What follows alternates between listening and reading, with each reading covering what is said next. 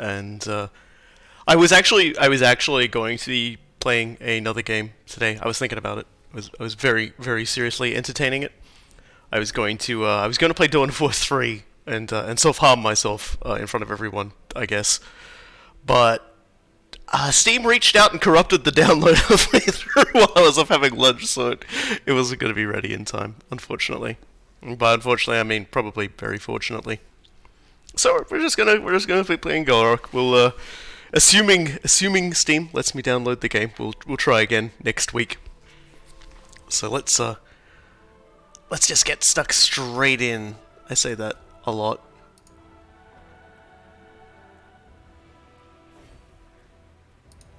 We are on turn 154, and it has been a lovely adventure in killing everything and everybody on the entirety of the planet. Or at least the jungle planet. It's a very small planet. I have very, very small border permanence.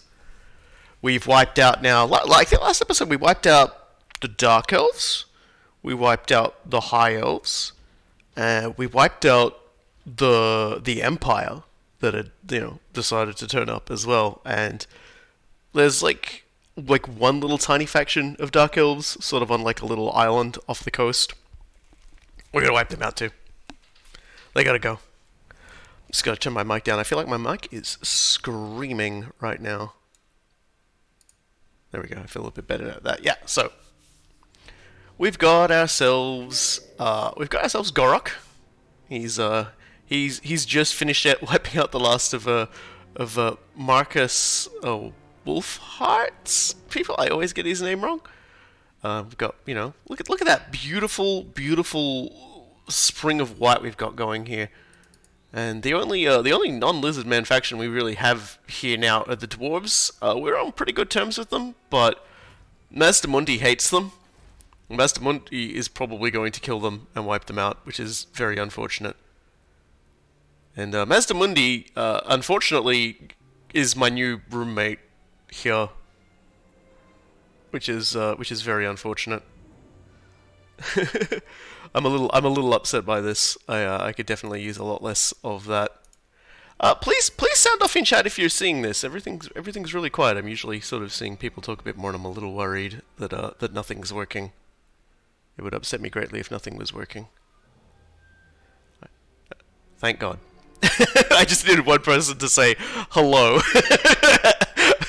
Otherwise, the anxiety just settles in greatly and a panic attack ensues. Like, it bugs me so much Master Mundi can just go, yeah, no, don't worry about it. You guys, you guys can make friends with me. What's your problem? What's your problem? Oh, my problem is because I didn't want to attack the dwarves, my reliability is low. That's right. Anybody else? Zlatlin? Yeah, you guys are across the sea now, aren't you? You're... Okay, then. Wow, what is your issue? Oh, apparently they don't like... Wow, they apparently do not like Master Mundi over there on the Southlands, which is kind of wild. Yeah, so we won't be engaging in any diplomacy for a little bit, which is very unfortunate. Very unfortunate, because we would really like to get these guys to confederate. Anyway, we finished off everything, and then I saved it. And as you can see, we're actually getting quite close to being able to finish the game. So from this point on, I think we're just gonna sit back and do some rituals and try to rebuild everything as the giant chaos hordes burn it all down. Because that's what's going to happen. BT dubs. Everything's gonna be on fire. We're gonna be engaging in a fair amount of pranking today. Oh, here we go. Valandwil the Tormentor wants a peace treaty declined. Understandable. Have a nice day. So, if I do a ritual, what regions are we going to be dealing with? We're going to be dealing with Itza, of course, our capital, the Awakening, which is over here, and the Altar of the Horned Rat. So these were capitals of I think this was where This is where our buddy Icket Claw started, or he might have started over there actually. I don't know who started there. Someone started there, surely. And the Awakened was obviously, the Awakening was for the Awakened. Yeah, being distracted by dailies. Yeah, look, it was a miracle. It was a miracle I even streamed last week when the next, when like that last Final Fantasy 14, patch dropped. I was very, very close to just going, here I go. Let's see, we're gonna want to just like turn up the money, aren't we, on this one? This one's a money house, so let's just keep beefing the money. And actually, for this one, I wanna do this. I feel like I'm gonna need more redundancy on my monster buildings. Get the web going. Make the web beefier. That's such a big part of it now. Now that we're getting to that point, we definitely want to start beefing the web up. It's also kind of funny how far we've raced ahead of the other two factions in terms of rituals without ever actually having done any of the rituals. So let's yeah, this is cool guy, Man's Ruin. That's the title he got. So I'm gonna put him in charge of the Awakening. That'll be his territory. Gor'rock can head back to Itza. Gator is still besieging the enemy. Do we wanna? Yeah. Yeah, there we go. So, Bloodhall now belongs to us, which is great. We got so many prizes from that, and now we need to just go over and take the Isle of the Crimson Skull, because then we can complete our province. So for that, I guess we'll just have to wait for you guys to restore your health a little and then head off to it. This place will definitely not be a place where I build up troops. Maybe as a last bastion. Let's get some points in. So, Gator, you have Lightning Strike now, which is pretty good. So we're gonna keep buffing Skinks because you a Skink boy for Skinks. It's kind of find it a little funny that they just go, okay, you know what? Like Skink Priest, you can just throw fireballs too. Just have a fireball. Just throw fire. Which I suppose is good because when you've got like the beast ones or anything like that, I suppose it lets you get a little sassy. Yeah, just gonna skip that. Now, Ratok. Okay, dude. I might have you stay here near the Awakening, and I'll have you go. You're an actual sensible army, whereas the other two guys over there aren't. So what I'm gonna do is, pair those guys up and have them go to the altar. I think next turn I'm gonna build another Slann Lord. I think I'm gonna build a high magic Slann one.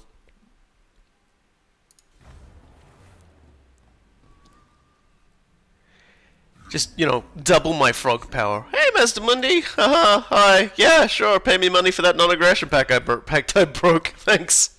Because I didn't want to kill the dwarves. Because I was just like, if all my guys were up around the north and the west part of the map, right? And the dwarves are down here. Dwarves, if I declared war on them, it would have been a nightmare. Oh, hey, look at that! We've just had a mega milestone, ladies and gentlemen. Blimlin has reached level 40. He can be leveled no more. He is maximum size now, along with Lord Croak. Rodak Koden and Gor'rock have still got a little bit to go, but they're getting there. They're becoming the big boys we always knew they should be. And I feel like Gor'rock has forgotten what I had told him to do. So we'll get him back doing it. Yeah, so before we do any of that, let us do the rite of Fat Frog, get out of bed. We'll do the wiggles, wake up Jeff. And we've got Cool Guy already. He's a fire priest. High is kind of cool. I've always been a fan of life magic because you just heal your troops constantly and ridiculously. And Light's alright too. Light's got some pretty good spells, especially the net. The net is like a really, really good spell. I think I might just, eventually get one of each of them. So for now, we'll just get a high magic one. Which means we can, we'll just come down here and we'll recruit him. 3rd generation. Okay, so his army's gonna start leveling up immediately. Which is cool. Can certainly do with a bit more than that. He definitely looks asleep in his chair. Oh yeah, that's good, that's good. I thought I'd taken a bad one there. So... Soul Quench, Tempest. I'm just gonna, like, get some spells on the bar. Fiery Convocation. Man, you got spells for days, don't you? Suppose that makes sense, all things considered. Tempest is a kind of a butt spell, to be honest, I think. Because it's really just a... It's just an anti-flying thing. So I probably won't. I mean, I'll probably put points into it anyway, just because. But I will not put points in it first. I will instead put points in these ones instead. There we go. Get you some gear, maybe? Get you some gear? Yeah, oh yeah, let's totally give you the Berserker Sword. That's what I like to see. An Opal Amulet. Terrifying Mask of E, so anyone comes close to the fat guy goes, I'm terrified of fat guy. Scroll of Power. Get some administration going, get some astronomy going. Just a man-spawn sacrifice there, even though we're not going to be fighting against any men anymore. It's just like, I keep this guy around because he's terrified of me. And that's funny. Get some special skinky boys.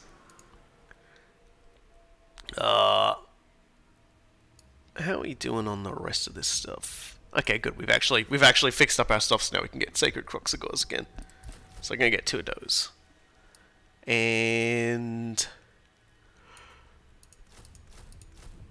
3.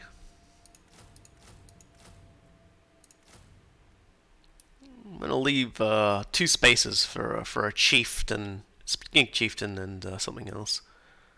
So I don't think I haven't built a Bastiladon with the solar engine on its back yet, so I'll do that. And I might just also get 2 red-crested skinks, and maybe just 1 more of those. Just have a like a strong wall of Saurus boys, and some heroes. Actually, no. Let's just hold off a turn, and then we'll buy a fancier monster. We'll buy a fancier monster.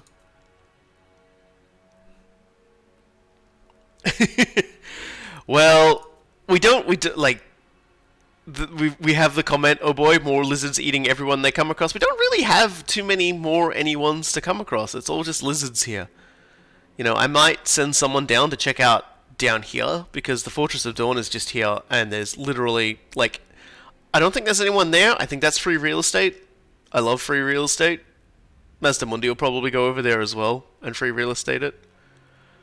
And we gotta take over here as well. The Isle of the Crimson Skull, because I want to finish my Dragon Isle. You gotta know Prince Imric would be very excited to see that, if he hadn't been wiped out far earlier in the game. I still have actually no idea what the rest of this place looks like. I'm guessing Nagaroth's still going alright, because they're shooting spells out of, like, their capital. But all I really know down here is what I see from my lizard buddies here. But I've got pretty good sight range in all my territory, or at least most of my territory, so when I do the ritual, I'll be able to tell when the chaos comes, like how bad that's going to be.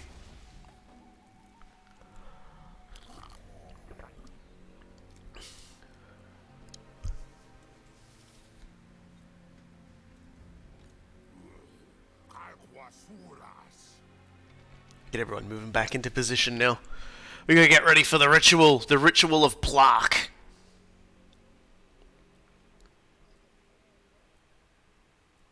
This will be when I officially make everybody else in the game that isn't a Lizardman very angry with me.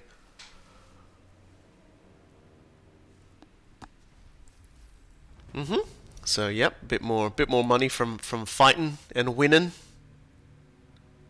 Let's see, how you lads doing over there? Either of you able to really get going? No, not really. I suppose, Zulamar, you're not really at war with anyone, so why don't you just head over there? Just get sailing. Look at him go. That's one of the things I like about ports, is just being able to sail straight out. And then we'll just sail straight back onto land next turn. The Blood Hall. Yep, we'll definitely get some spice. Whoever controls the Blood Hall controls Dune.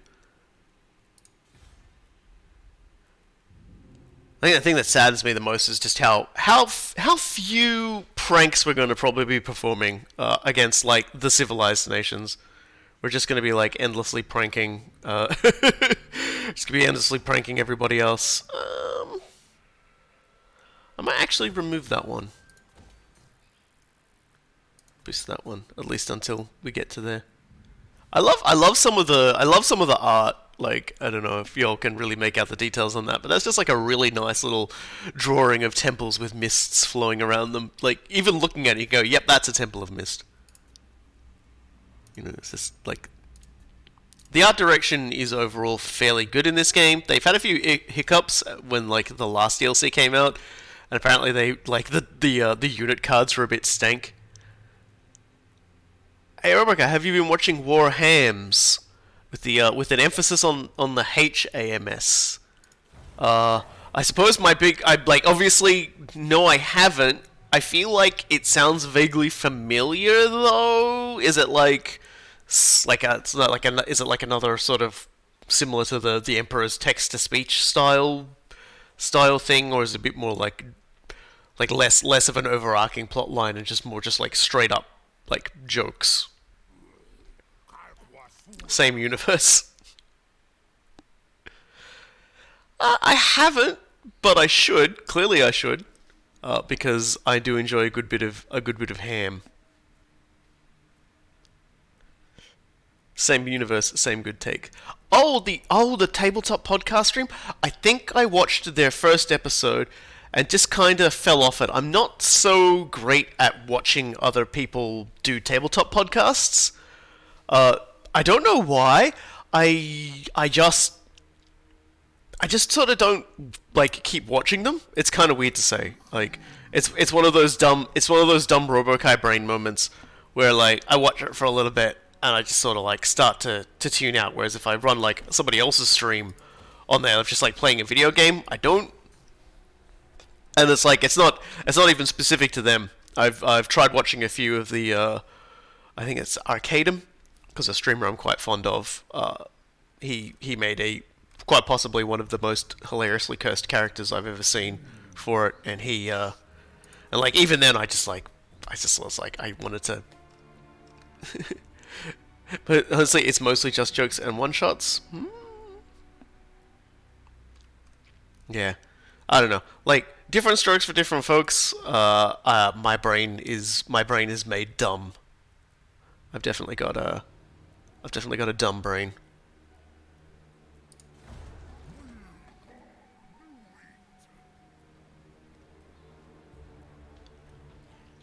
I'm still glad I didn't go to war with the dwarves. I definitely feel like the first arc ended in cannibal rattlings.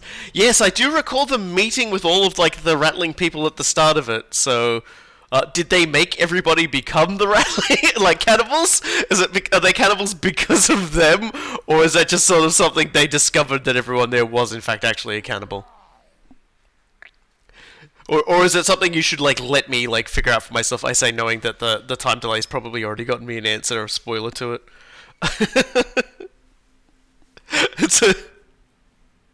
I am a big fan. It was because of a character called Defuckerby. Okay, now I have to watch it again just because of that. Okay, because it does. I'm a big fan of stories where the adventurers go in, or everyone goes in and they just make things worse instead of better, because The average adventurer is actually just a murder hobo psycho. I'm just a very big fan of that sort of thing. Alright, time for the Isle of the Crimson Skull. Which isn't like a joke name either. Look at this thing. Look at that guy. That is incredibly Crimson Skull.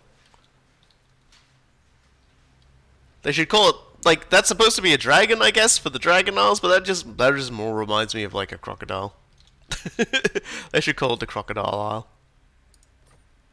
The Crocodile. The Isle of Cool Croc. Honestly, it looks like the next Donkey Kong 64 game's gonna have a level in there. It's just... Yeah, it should be what it should be. Okay. Alright, next turn I'll add more troops to the thing, and I'll just be muting myself one moment.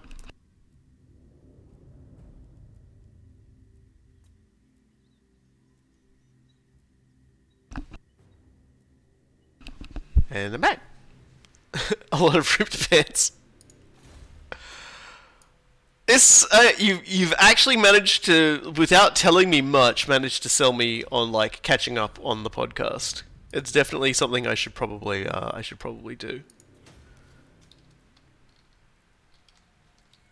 was like, weren't you guys doing that ritual? Exactly?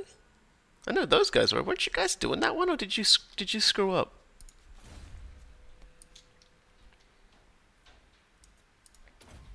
Wouldn't surprise me. The computer gets bopped so easy in a lot of this. Someone actually, like, ages back also rightfully pointed out that that Clan Mulder and Clan Eshin would not be doing the ritual because they have their own objectives that aren't ritual based. Which certainly explains why we're still in a state now where, like, you know, nothing has really happened in regards to the ritual. Yeah, next turn I'll send a few monsters to get built and see where it takes us.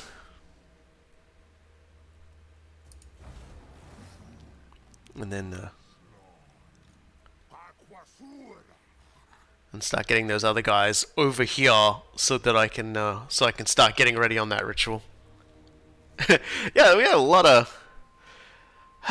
a lot of dead elves. So many dead elves.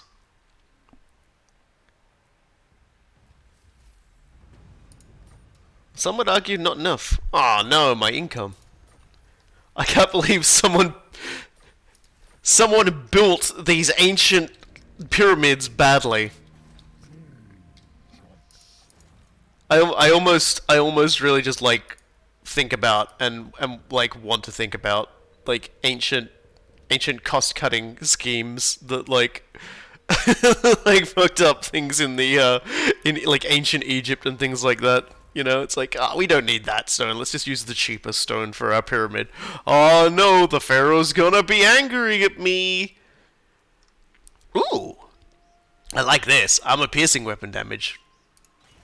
You get to join the squad, and we'll also get a.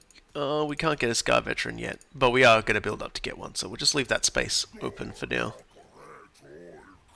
Okay, Hexel. Hexel doody-doo. Let's get you some stuff. Again, we'll put him on an Ancient Stegodon because I'm just a big fan of that sort of shenaniganry. Interestingly, he already had poison attacks regularly on his blow dart, so now they've like given it to him on his weapon too. It's an interesting choice. And there we go. And get you the Berserker Sword. Actually, you know what? No, we're going to build a Scar Veteran. We're going to give him the Berserker Sword. You can have the flying weapon annoying item instead. The flying enemy annoying item. And the missile resistance because you will inevitably be riding on something that will be big and get shot at a lot. Let's see, Data, you don't need any more items. Oh yeah, look at that. You can get an Astronomer. Even though we won't be fighting any more men. If I get some like things that might, you know, suit them better, I'll switch them in. But it just, you know, felt like that was a better play. Okay, so you're going to be recovering health. Gator can actually head home now. And probably upset Mazdamundi along the way. Because again, like, you're trespassing. You're trespassing, friend.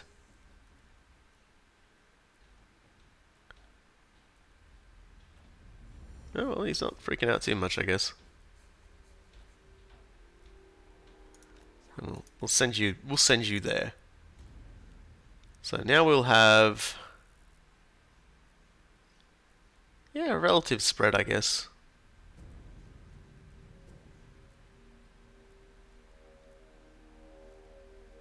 Yeah.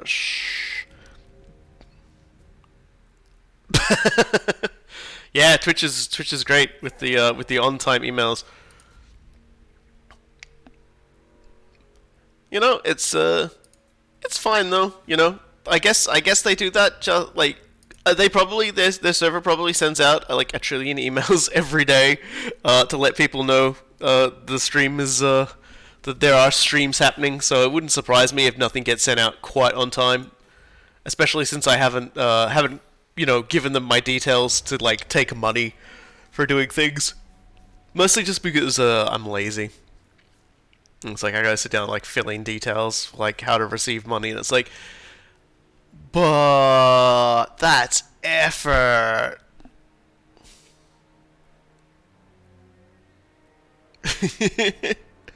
I will admit, like, you know, with the quote, Pharaoh, we ordered a pyramid, but they gave us a square. I won't lie. I won't lie. I used to think that like South American pyramids were like budget name brand pyramids.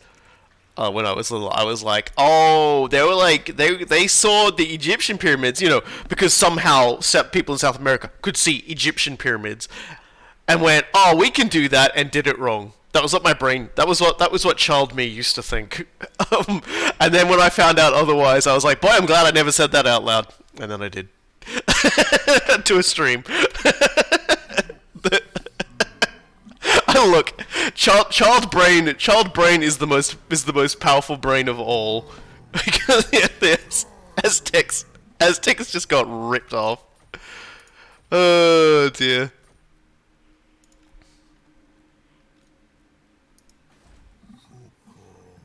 It was I would say it was probably the most shameful, stupid thing I've ever thought, but no, not even close. I will probably at some point like just be like, oh yeah, one time I thought this really stupid thing too. It'll just keep happening. I'll just keep falling down those like really bad ideas. There we go. All this money and skinking we're doing. It's a great southern jungle, baby. More geomancy, more gyromancy. Maybe I'll just build like another star chamber. I do quite like my star chambers. Oh dear. You got anything nice? Oh yeah. Suppose I might as well. Even though it's not really like that necessary, because growth is already like probably just gonna take a little bit for their whatever. So yeah, so Gor'rock can get into position. And Hexzel can get into Monarch. Monit.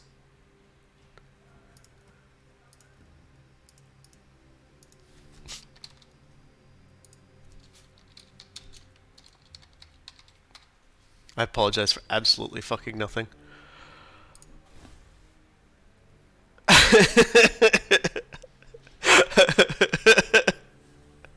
thought I could drive to the moon as a kid, so I don't feel too bad. I miss being dumb about the world, because I don't get to actually like sit there and go, oh.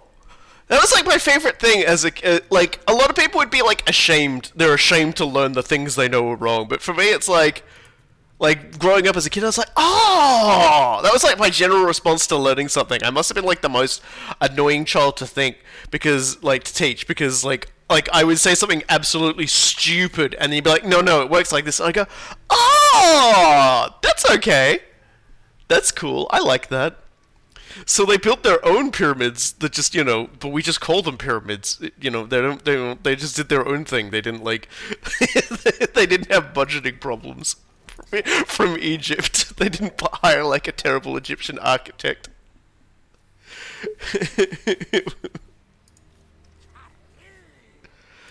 Ah, bless him.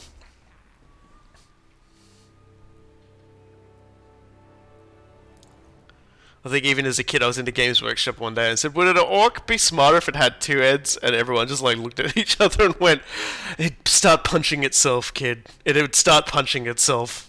And I was like, "Oh, okay."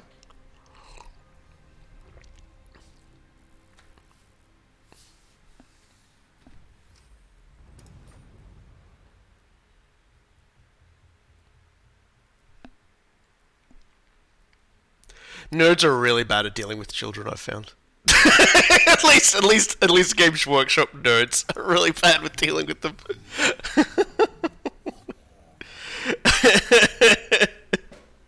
It wasn't that they were jealous. It's just they bought the crappy like supermarket brand, and not the like the famous corporation brand of Pyramid.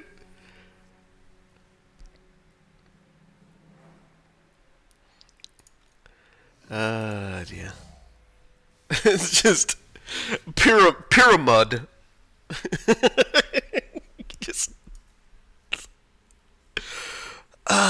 just it just like I'm so glad I remember that because it makes me happy to remember that as a thing that occurred.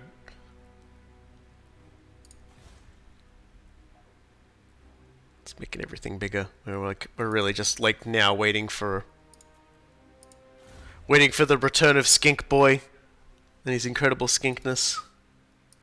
How are you doing, by the way? I think we might actually get you walking home too. We'll get you to head to visit Cool Guy, I think. You'll restore your health on the way. We don't need to like camp here. Yeah, there we go.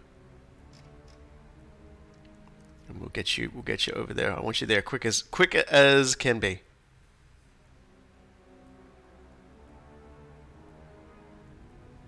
He's gonna step on that way and annoy the shit out of Mazdamundi. Whatever.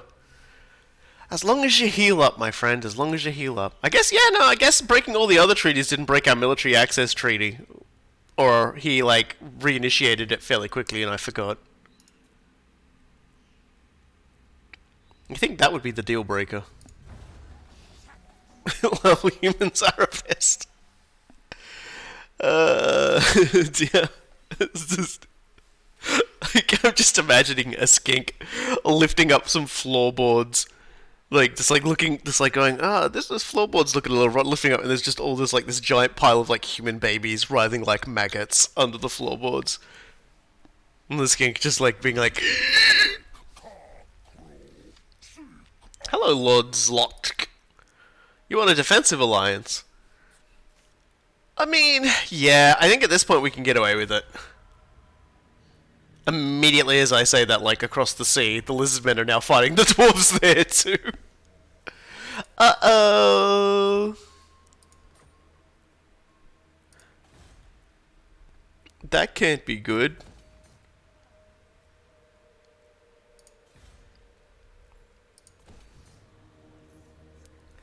So, would you and Kogai be willing to do another anime World War II for Valkyria Chronicles 4? The good news is that Loon is like 100% wanting to do it. I think it's just a matter of he needs to find the time that he can like sit down and do it. For both Cool Guy and I to be available for. It did seem like we were going to get it off the ground a few weeks ago, but I haven't really heard anything from him since. So my general assumption is things got a little bit crazy. We'll see. It's like,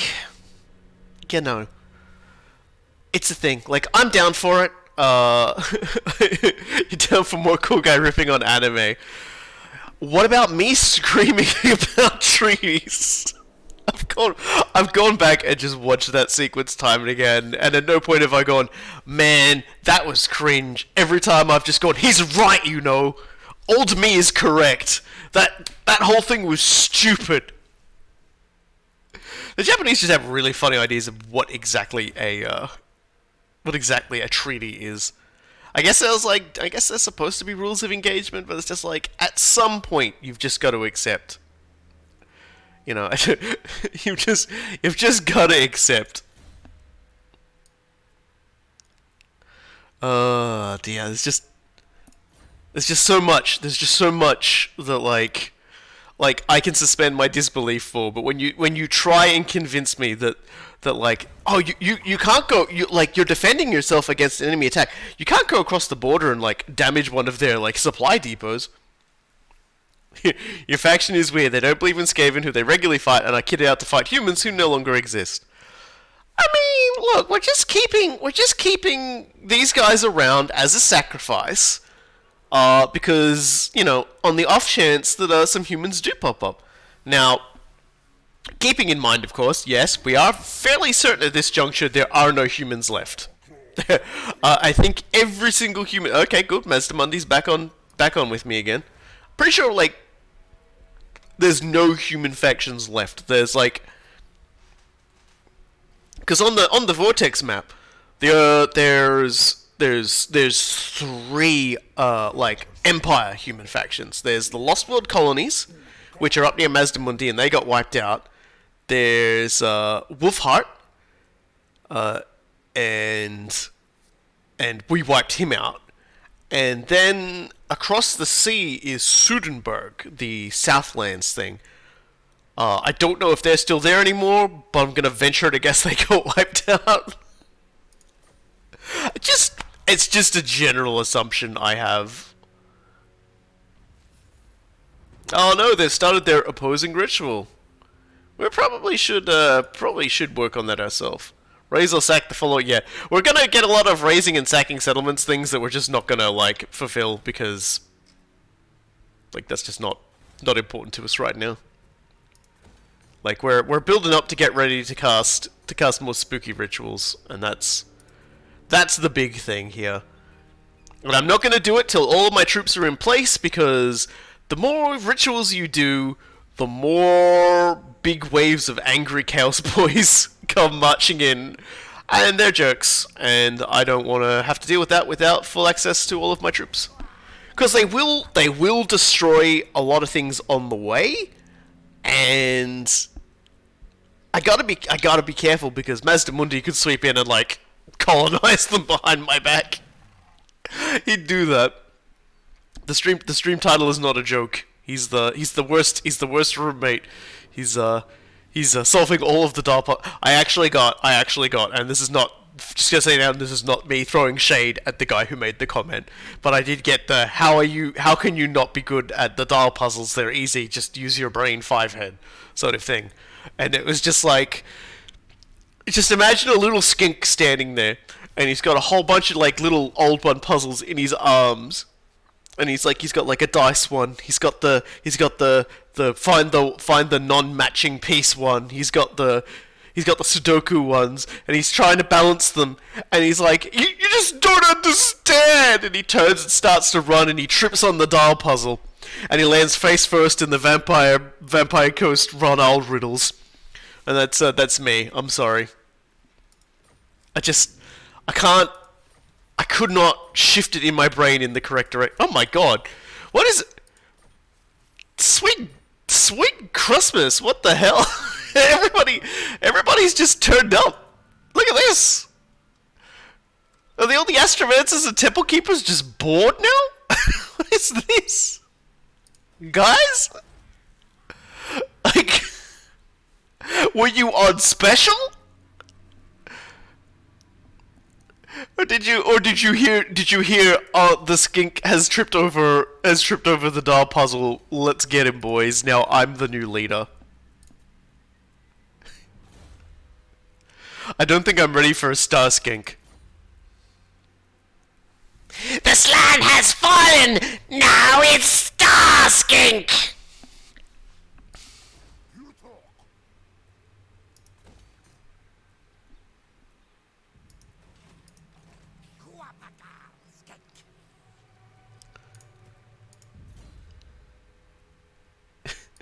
Every time you talk about that faction, I hear Kitty Mundi and think, the Jedi Master?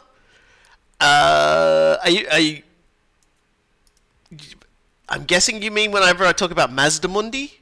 He's Hexawaddle or whatever, or however you pronounce the name. I admit I can't pronounce much. I'm Australian, and I apologize profusely. But he's yeah. I mean, he is a fat, mind powerful frog. Where is he? We need to. Well, there's Teeny Weeny, the flex skink that I never got to use because somebody befriended him first, which still makes me angry. Where are you at, Maz? Was that you over there? Yeah, here we go. Here's Lord Mazdamundi. Look at this boy.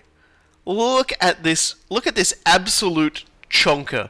He looks like, when you look at him, he kind of looks like a Star Wars monster character, like an alien character, doesn't he? Like, not even like a Jabba the Hutt. He looks like one of the ones that be like working in like, or like eating at like the diners on Coruscant. And he's just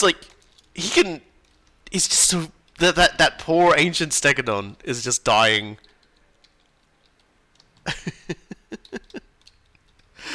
Look at it. It's just like, he is just chonking out with it all hanging loose. And he's just got like, can I just say, I love all the handprints on his belly as well. Like, I don't know if that's war paint or just skinks touch him for good luck. But he is very powerful. He's a very powerful boy. If the dwarves ever found out what he did to them, there would be a grudging. And who knows? Maybe when I do my dwarf playthrough, we'll take Lustria. I actually took Ulthuan once as the dwarves in a game. I took Ulthuan, sorry. I took the High Elf territories. Now, the High Elves were actually gone. They had been wiped out by this point. It had been entirely claimed by Marathi. So I was just sort of, getting rid of the Dark Elves. Hey, look at that. They completed the ritual of the senescent mentor, I guess. You could drink the last cup of ale on your way out, and the dwarf in the area would go, "That's a grudgeon." Yeah, but this is more like Mazdamundi looked, like I said this last stream, but I'm always happy to repeat it. Mazdamundi looked at a plaque and squinted at it, and it was like, this is how that big mountain range in the old world should look. It was like etched into the bottom. And then he looked at like a concept sketch that a skink had made for him, because a skink had like flown over it, like a pterodon or something, or maybe he used his vast mind powers to look out at it, and he went, "No, it should be like this, like what the old ones did." So he sat back and he did this big ritual, which basically just like shifted the mountains back to the way they were, which is great if you're not in the mountains. And your entire civilization isn't based in the mountains. And, like, your keeps and your cities and your people and your tunnels that you mine through and everything all get freaking crushed because some arsehole just smooshed it all together. Yeah, and so they just think it was a freak accident. But it wasn't a freak accident. Mazdamundi, like, basically doomed the dwarves to, like, a twilight of their existence. And that shouldn't be as funny as it sounds. But it's just like, it's not like it's even a big secret. It's just no information has ever gotten to the dwarves to find out. But it's like, the general thing is, if the dwarves ever found out, there probably won't be a jungle, because I'm pretty sure the dwarves will just like set fire to it and never stop. It will just be this very, very long, very, very drawn out napalming of the entirety of the jungle. And his Mazdamundi sits there and goes, "What are they mad about? They're not supposed to be here." He's like, there's a reason why everyone refers to him as like the most evil and like possibly even like genocidally racist of the Slan, because Mazdamundi is just like on a level of like massive killing to ensure everything is in its right place. He's just kind of wild. Yeah, look, I'm going to be perfectly honest. If I was a skink and I worked for Mazdamundi and he was sleeping or ruminating on the old one stuff, I would just walk past and just go, "High five!" and just give him a big old right on that belly. And then I would time it. just to see how many and I would convince all the other Skaven that this was actually another form of like a form of like prophecy. I would call it fatamancy or something. I would basically just I would just like say I'm getting the old one's plans out of. Did I say Skaven? I meant skink. But anyway, if I was a little skink, I'd just slap him on the belly. I'd just slap him on the belly if I was a little skink. That's all I'm saying. I'm just like. Pooch. Didn't know Skaven worship the old ones. They could. It's not like a Skaven with really bad eyesight couldn't see like Mazdamundi squint really hard and go, is that Throt? That must be Throt. He's lost a little weight actually. Just like just slap the belly. It doesn't matter. Look, honestly, like I wouldn't have had to kill all the humans on the island if they hadn't paid respect to Mazdamundi's gut. Imagine that they land and this little I keep saying Skaven. This little skink just comes up with a pot of ink, and like Mazdamundi comes up asleep on a stegodon, and they were just like, slap the belly, please slap the belly. Focus is just like, what? What? They want me to slap that ginormous frog. Karl Franz, what must I do? He's like sweating. Man, this is. So we finished all that to like I think here. So casualty replacement's really good now, which I like. I might just start doing income now for income research, make us richer.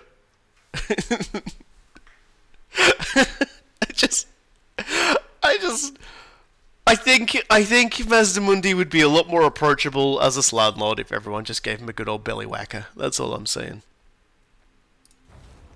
Okay, we've almost got everyone in the position, which is really funny because we've almost got so many plaques now. Oh, we've actually met the Heralds of Ariel now. They were the latest Wood Elf faction added. They live up around Nagarond, and they have some fun side quests. You can actually one of my favorite things is that you can actually befriend orcs as them. You can free like it's so funny to me, but yeah, they hang up around the tree up here somewhere. I don't actually remember where it is. Probably somewhere around here.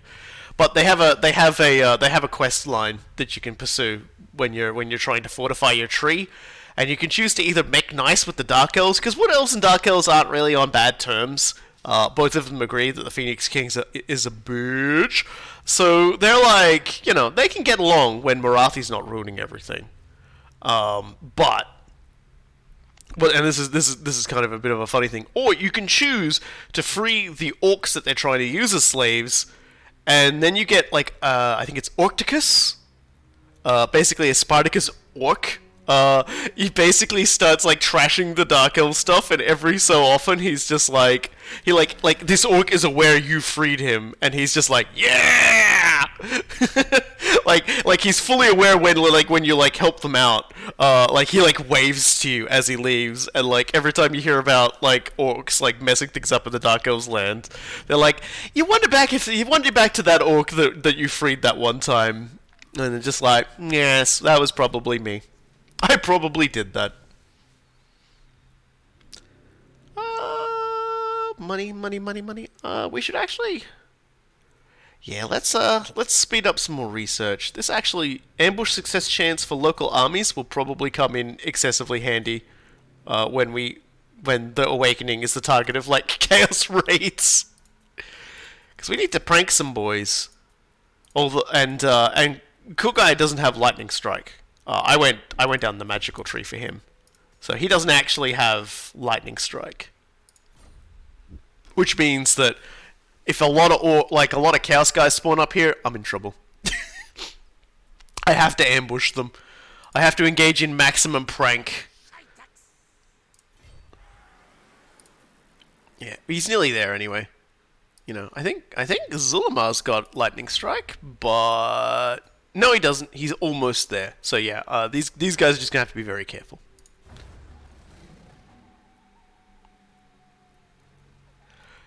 Would 40k orcs and fantasy orcs be friends or hate each other? I think the answer of just being yes is correct.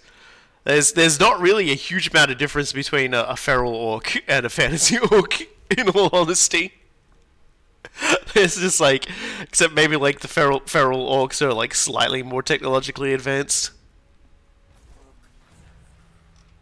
You know, basically, like the feral orcs, like the disorganized like population of just like primitive orcs in Warhammer 40,000 are really just fantasy orcs that haven't picked up a gun yet. That's basically it.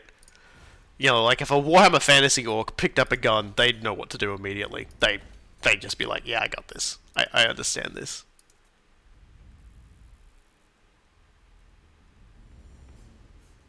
Why they haven't? Well, I mean, there could be reasons, and I'm not really built down there. I'm always like upgrading other stuff. Too many things to build, not enough money to hijack it. Yeah, look at that. Look at that oppressed population of Skaven. It's good, I like it.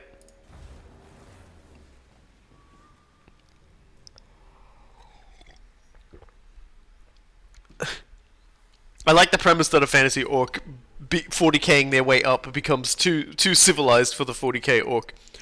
And it's just like this 40k orc just sitting there in like a pile of scrap, and he looks to the left and there's like this well-dressed orc. And he's just like, bloody tourists.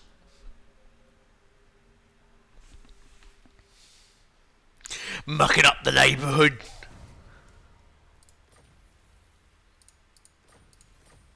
I have so many astronomers.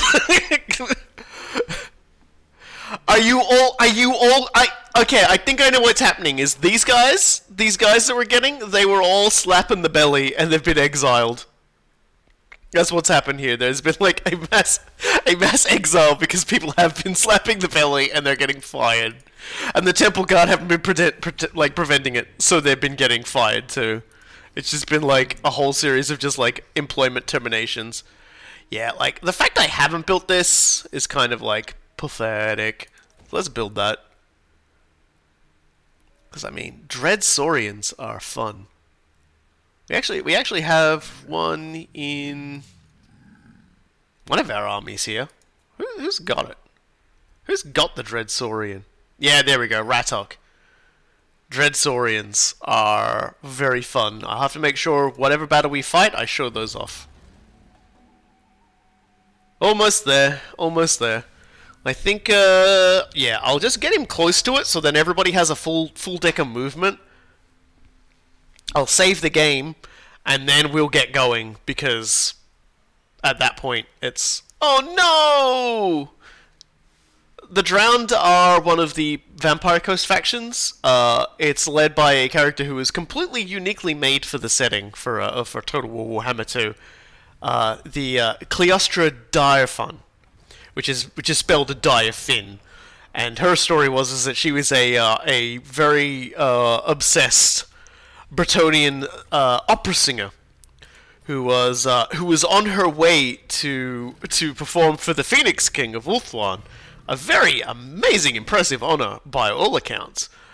And went into a storm, forced the captain to keep going into the storm, sank, unsurprisingly, and died. And wasn't happy with that. And was like, well, no, we're gonna keep going with this. I might actually just leave that building there for now for the casualty restoration. You know, and so she's basically, her goal is to get the power of the merworm that they're all chasing, so that she can get to Ulthuan, sink it beneath the sea, and then continue her performance or start her performance. She basically just wants to like drown all the elves so that they listen to her opera. And you ever just die and say, "Nah, I'm good, fam"? Oda Nobunaga did in Neo. Remember, they brought him back to life and he just went, "Nah, see ya." I I guess that's just the thing. Is it like it's like only like Japanese like war shoguns and things like that, just like generals and daimyos and things like that actually go. Nah, I had a good run by.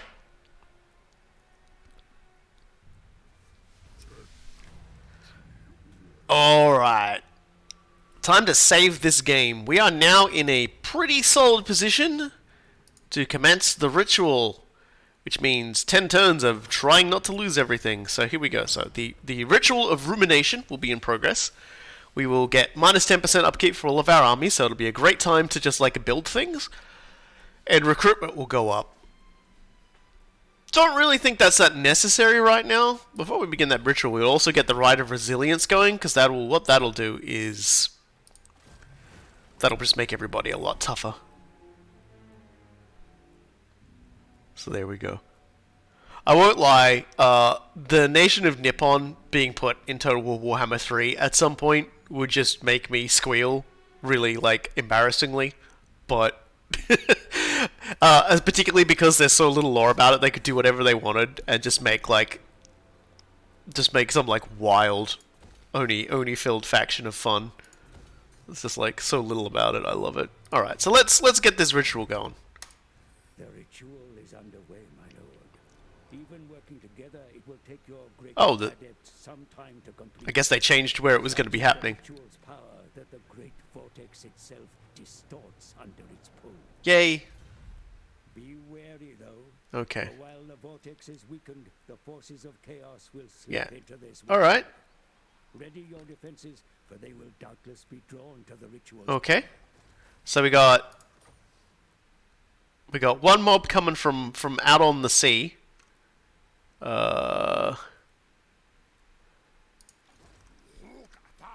Ratok, you want to go to the Star Tower? Because apparently, oops. I guess they changed where it was going to be, and because there's only one coming, I think he can handle it. Whereas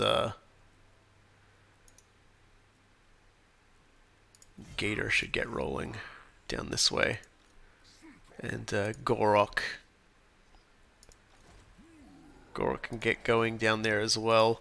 I will leave Monic, the Frog Hog, over here. And I'll be doing that solely because sometimes your enemy will just go, haha, you know what I can do?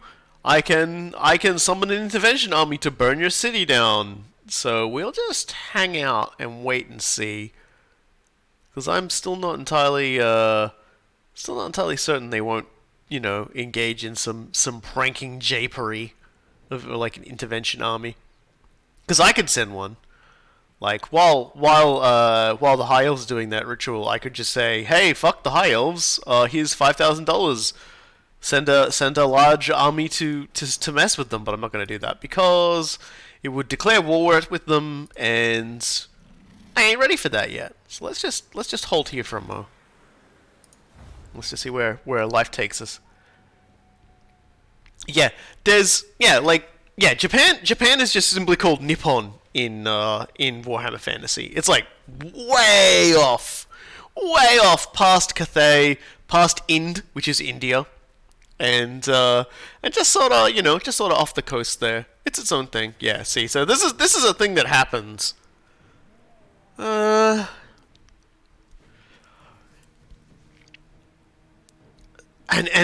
here is the question: do I want to fight that? Because I actually don't like our chances on this one. I'm pretty sure we would actually lose that fight, so I'm just gonna like auto-resolve it.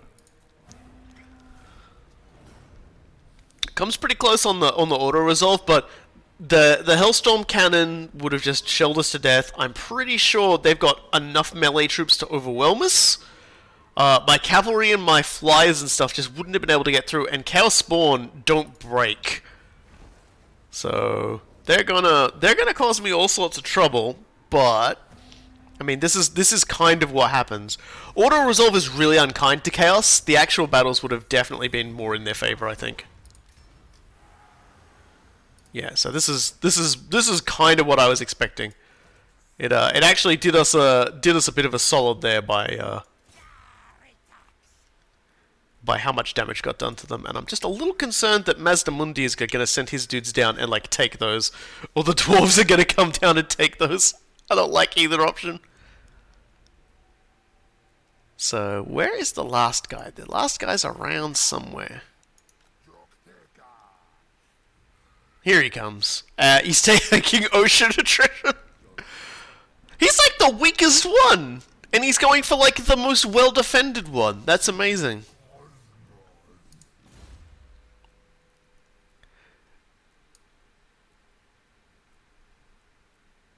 Hello, Haiwang! Why your knees are exploding. Oh no. Oh no. Everybody's flexing and their knees are exploding. That's definitely Oh, Ring Fit. Okay. God, like I think about getting like Ring Fit and then I think I don't want to die. I'm too young to die. At least on stream. I gotta get a capture card actually. Like that sort of thing makes me go, I should get a capture card because there are a lot of things that I have like on PlayStation I'd like to play for everyone. I have like 3 Super Robot Wars games that I would like to play for everybody.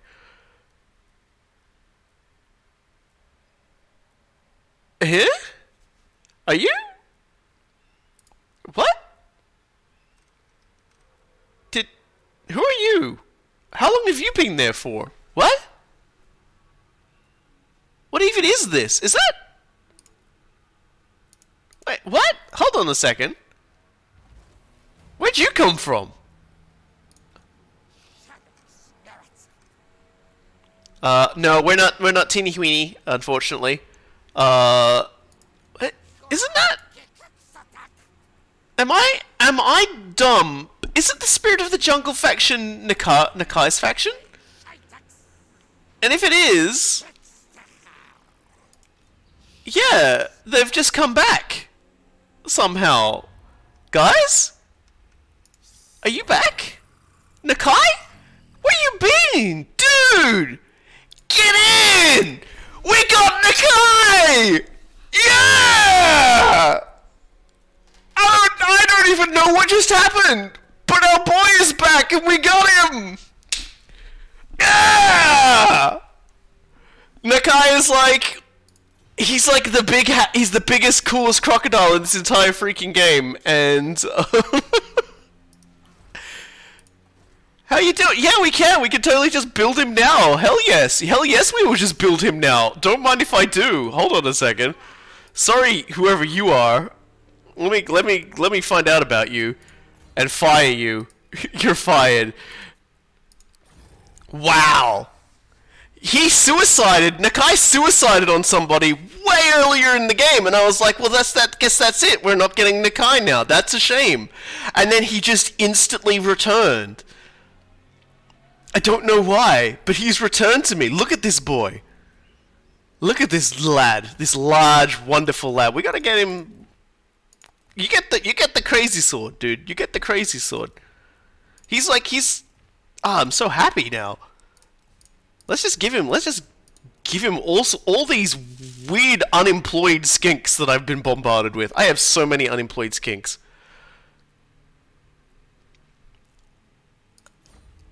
And what's kind of funny is because I did like absorb him. His faction that like he makes when he like defeats a thing, they did in fact like confederate with us as well. So the defenders of the Great Plan are gone, and now I own them as well. Yeah. So that's really great. I can't believe it. So we'll just take a little bit of overview on Nakai the Wanderer here. All Kroxagors in his army just get a general bonus to like defense, which is really good. So let's send him to Itza and get him some Kroxagors. Well, I am so happy. I wasn't expecting it. I'm just going to save. No matter what happens, I have to save that part. That was worth like betraying the dwarves for, like, hands down. Sorry dwarves. I know you guys are probably like super angry and coming to get him now as well.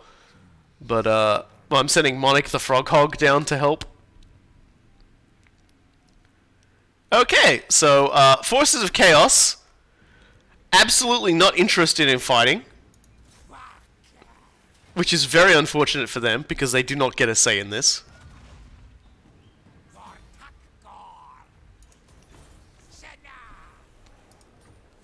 So many unemployed skinks.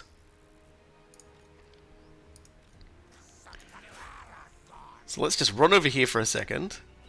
Search the ruin. Fuck.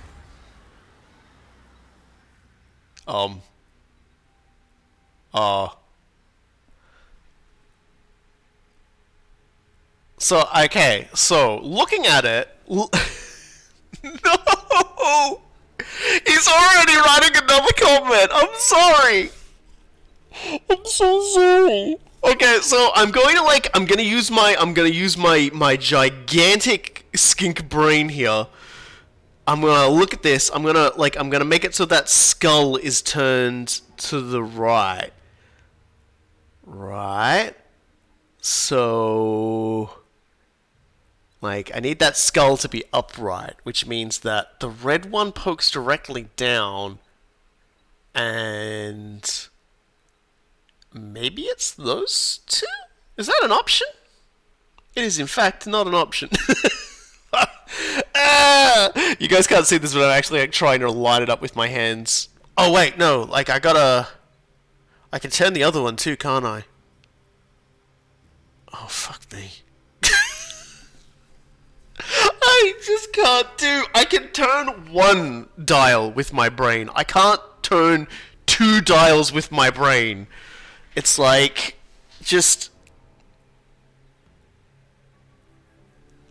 Oh my god. I feel like it's up here somewhere? Is it you? No? Okay. Do we ever forget which plates move? A person... I can't, like the person in the YouTube comments, again, not throwing shade on them, I'm just dumb. I did they did explain how to do it, and my general response was to like, again, imagine a skink sitting there, trying to read a YouTube comment, and then just like sticking their tongue out and like trying to like catch the YouTube comment like it's a bug, and just like sitting there with their tongue stuck to the screen. That was me. I licked my screen in response to, like, someone trying to explain something to me. Oh my god. You are not allowed to get there first. Don't you... You're gonna do it, aren't you? Damn it, Master Mundi! Do not send Angura down to colonize the Sentinel of Time, or I will pitch, like, so many fits. Can you at least search it? No, he can't! Yes, he can! Okay, I can do this one. See, this one's easy. It's just like anything that's got like a 2 on there is like not the one. So there's 2 arrows. There's 2 of those things. There's 2 of those things. There's only 1 of those things. So I see it. I hit the wrong one. I'm a fucking idiot. Okay. Okay. Please don't leave an angry YouTube comment about that one. Okay, please, for the love of God. No. I got cocky! I got cocky! I have doll brain, I'm so sorry. Okay, this guy is like... Are you coming? Are you coming to get me? Like, are you gonna actually fight me? Because I'm really looking forward to that. Oh my god.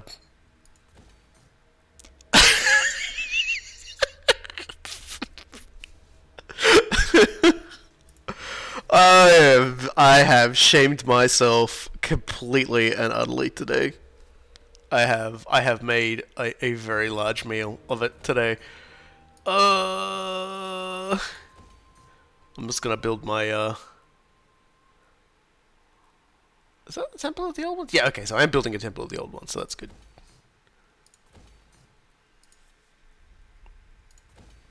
Just beefing it every step of the way. I'm so bad.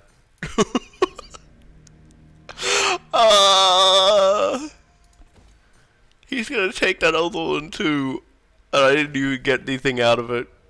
Except shame. Like, shame recorded for everyone to see.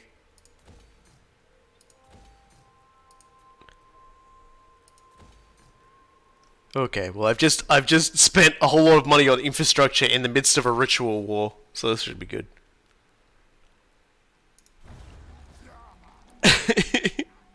Is it even hubris or just stupidity? Like, I don't know which it is. It was just bald-faced stupidity. It's like, I'm already reading the comment in my head, and it's just like. So yeah, Glugmir has now gone swinging for Gador. I love Gador. I love his little psycho halberd like thing he's got. It's so great. And then when he kills somebody, he's just like, he drift kings on their corpse. So that's the southern problem. Okay, I think they're besieging. Yeah, here they come.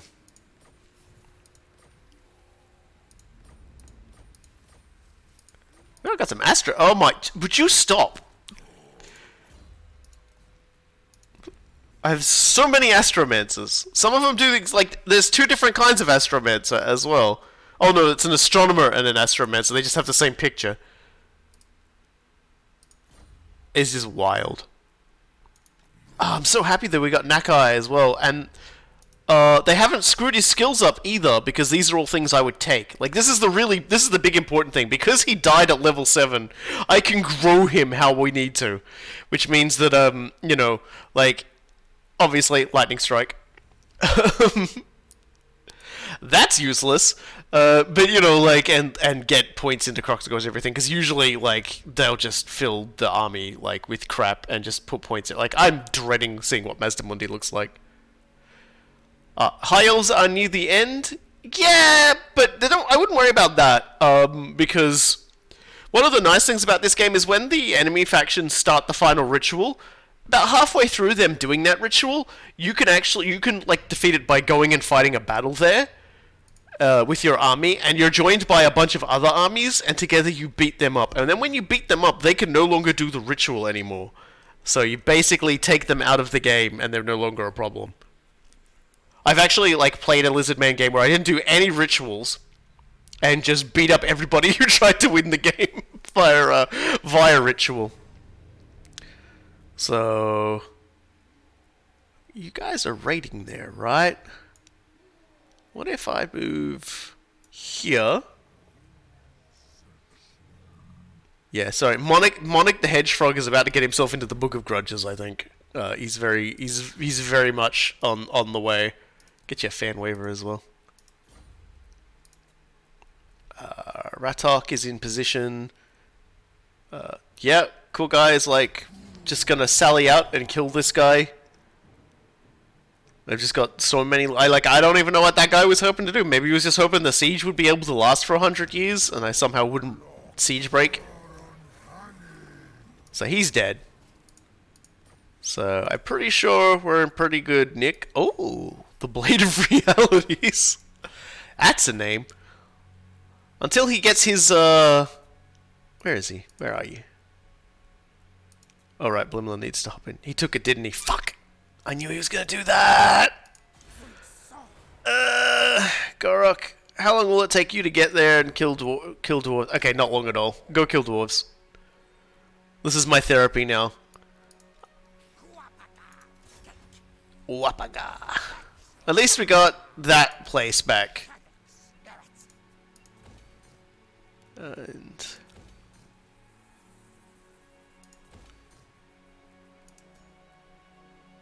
I really not like invest any money in Chupa when I could have been building a gold mine. That's, I'm gonna say embarrassing again, but I feel like that's just me at this point. There's just been like a series of extremely shameful displays. What? Monix?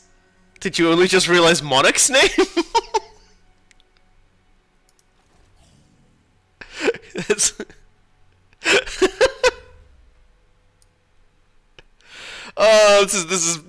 has been a high energy, like, for what we're doing. This has been a high energy sassy stream. Hello, Circle Master. We are currently in the midst of killing, so much killing. So much ritual. Oh, okay, this is a choice. Okay, we got choices to make. We either induct Gaydor into the jungle patrol, which makes him take more casualties, capture more casualties, post battle. Which honestly is only really, I would say, handy for Teeny Queenie, because he has a sacrifice mechanic. Campaign movement and casualty replenishment though is pretty good.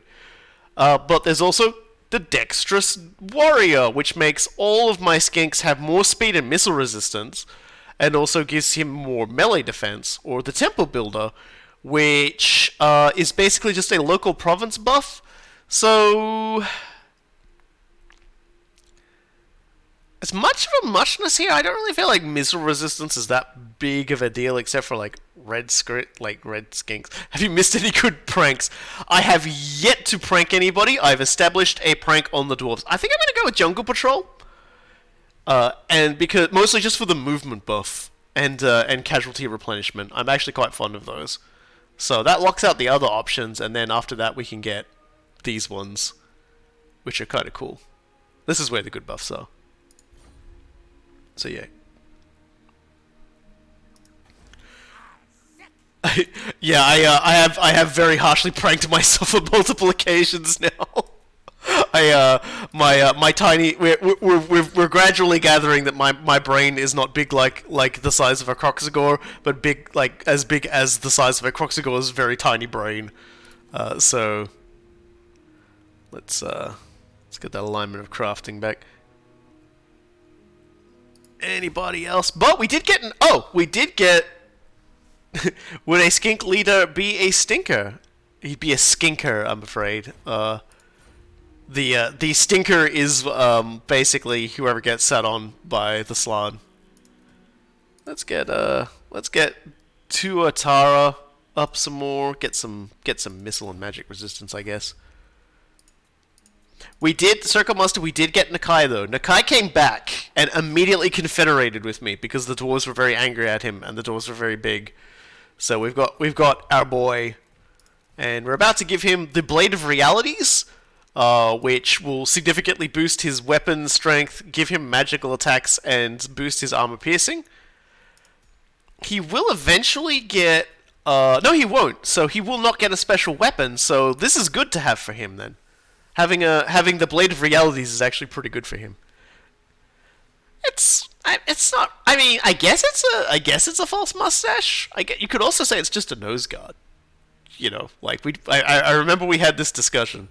He might be just wearing a nose guard. Nakai just kind of like wanders around and everybody else follows him around because they think he's guided by the old ones. But I think it's more just like he likes going for walkies. So yeah, we're finally going to be killing the dwarves, and we've got Bonnick the Hedgefrog ready to do it as well. So they're still raiding,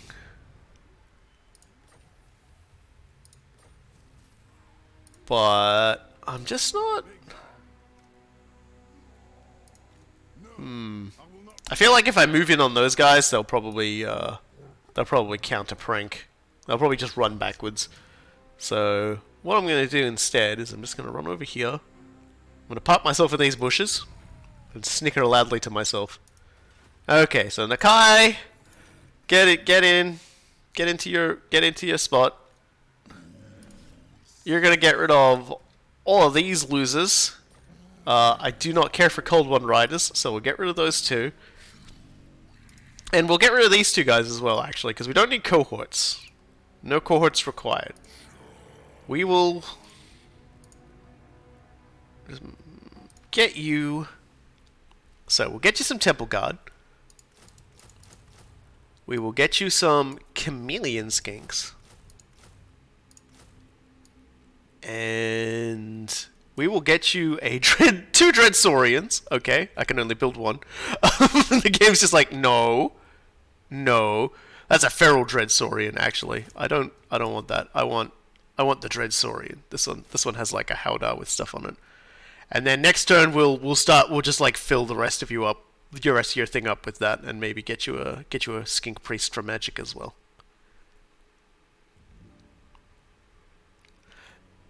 Nakai just goes. Nakai is like, when I was a kid, like, one of my neighbors just had a dog, and he would just go walking, and he'd come back. He'd always come back. And no matter how old he got, he would just go out on journeys. And everyone knew him, and he never once got in trouble, or hit by a car, or attacked by another dog, or whatever. And he would always return home, and even when he passed away at home. So it's just kind of like, you know, like he was an adventure dog. You probably couldn't get away with having a dog like that these days. I know, like it was like a dog catcher really fucking hated him and was always trying to chase him, but he couldn't. This neighbor's dog too smart. Anyway, we've successfully murdered all the Chaos Forces that have come chasing for us, but that doesn't mean they're not gonna continue to come chasing for us. Yeah, sorry, dwarves. All your accursed peaks belong to us. That's a lot of curses too. That's like thrice cursed. Oh yes, so much gold too. Thanks. It'll be good to get that up because like we'll get like massive upkeep bonuses. So Gor'rok continues to swole up. Just wondering what else I can give him. Obviously, we'll just keep buffing Kroxigor and Temple Guard units. And Rodak keep getting zoomy. And I think that's it for that turn.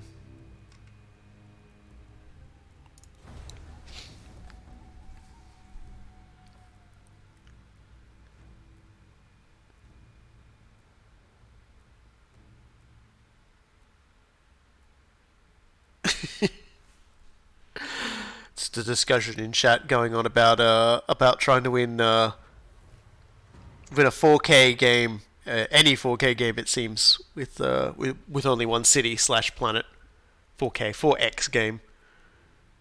And it's just like, yeah, I don't know how I'd feel about trying to do that. I mean, I've played as Venice, I guess, in like Civ games, so. And I've played as, like, Space Marines in Gladius.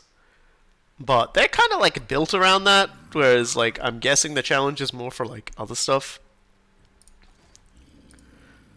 Okay, so let's get... Might as well build the other Saurian. Let's just get both kinds of Saurians in. So... You can sort of see the difference when I flick between them.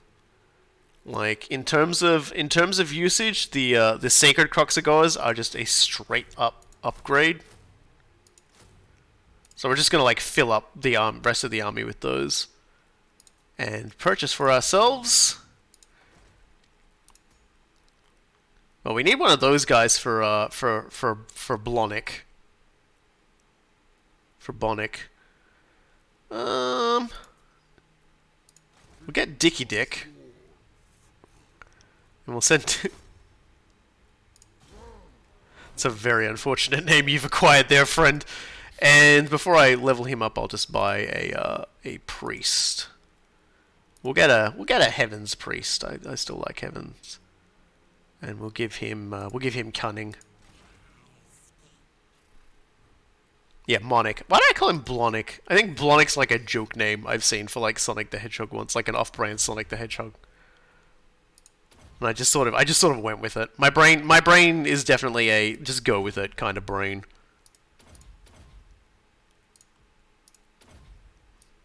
It's like, how do you feel about coherent thoughts?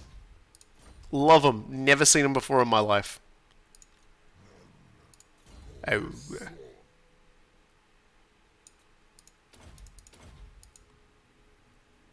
And just make him thicker, make him extra thick.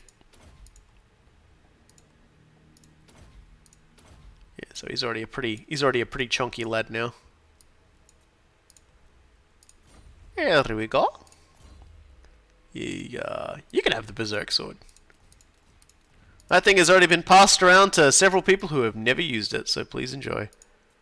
And I'm still Dicky Dick, gotta love it. Hey. Oh, that's bloody rude, that is. What does he think he's doing? You wanna... That dwarf is getting ready to absolutely, like, attack one of my one of my places. And I ain't down for that.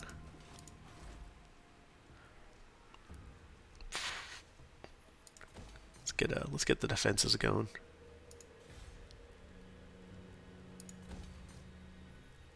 And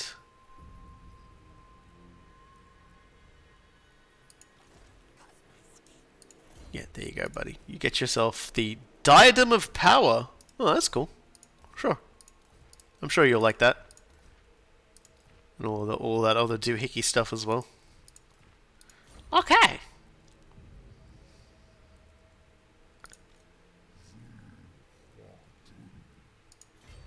Gonna need you to...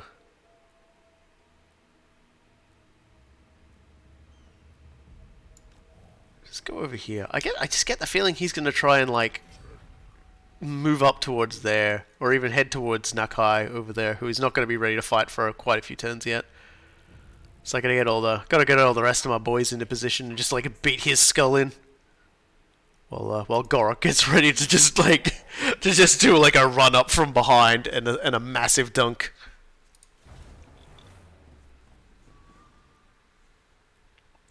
Do the One City DLC thing in this game if it exists. You say that, I could do it, because there are factions designed around that concept. There are two in particular who would be very easy to do that with. Both of them being Pirate Coast. There is the Dread Fleet, who operate out of Galleon's Graveyard over here, and you can simply just hold Galleon's Graveyard and nowhere else, and just sail around, going into... No, that's different. Eltharion is not is definitely a defend this one city thing, but it's in essence is you've got a time limit but can initiate the battle at any time you want, sort of thing. So it's not really the same thing. It is entirely possible to win the final battle and win the campaign by cheesing it as well. So, but yeah, that's not really a one city challenge, because your choices there would basically be for like the mechanics of like that particular campaign is like sit in your base and wait for the turn counter to go down, or initiate it whenever you're comfortable, and it just doesn't seem that, fascinating or fun, I think, in that particular terms. And yeah, look at him. Off he goes. You're not getting away, little dwarf. You're really going for Zotl, huh? Are you fleeing? He's fleeing. Okay. Well, I'm just gonna park next to Zotl. So if you wanna attack my baby town, you gotta step, friend. You gotta step. And you've just blown your chance to take like Superton. So you're gonna be running out of things to punch. Right, so which one of you sad sacks is actually outside? Let's go. So, Hugrin Red Axe. Lightning Strike. Bye.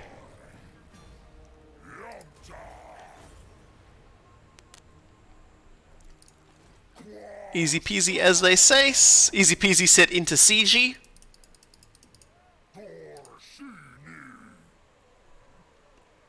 Gor'rok's been doing a lot of killing for a while, my friend. You'll never take him over. Yeah, so Nakai will be ready to go in a few turns, and then he can join us in traveling around and bashing in bad guy skulls. Man. I still can't believe the game just like threw him in my lap like that. It's so good. It's so good and I'm so happy. Let's build that, and we can demolish that, and expand that, and construct that. And we probably won't need that because that's the final growth we have, so We'll just put other stuff in there. Like, if I was being, like, real micromanaging, I could go through a lot of stuff and, like, rebuild a lot of stuff. Just based on how likely it is I expect there to be fights breaking out, me needing to, like, replenish or grow cities, etc., etc. Let's go with Rally. And I think that's it for now. Yeah. Oh, cool. You can get straight in. I was like gonna like make Dicky Dick into like some other sort of like Sonic the Hedgehog joke, but as it turns out, Dicky Dick is way funnier than I could do. Dwarf the other veal. I mean, not wrong. I feel like when I do my dwarf playthrough, it's just gonna be all about righting the wrongs that I performed as the Lizardmen. So it's like it's my own fault, and I'm just administering like punishment to myself. Okay, so that's the guy we just kind of, yeah. Win 4 battles. Oh no, cool guy. He's a procrastinator. Oh well. I had him sitting in place for too long, because like, you know, I was expecting something to happen, and it didn't. Why don't you just like get into ambush stance and see if this idiot's dumb enough to like zoom around and like try and start something. And while that's happening, just you move up here to here, and also slip into ambush stance, and see what happens. I'm guessing something hilarious, as in like dead dwarves.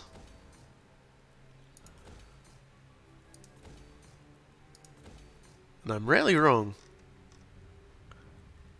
Everyone I meet, I eat. I was a good ally for the dwarves for a long time, but they did declare war on the faction, a lizard faction that I was protecting. So it was like, well, we can't do that now. We can't be having that sort of behavior. Like, we gave the dwarves.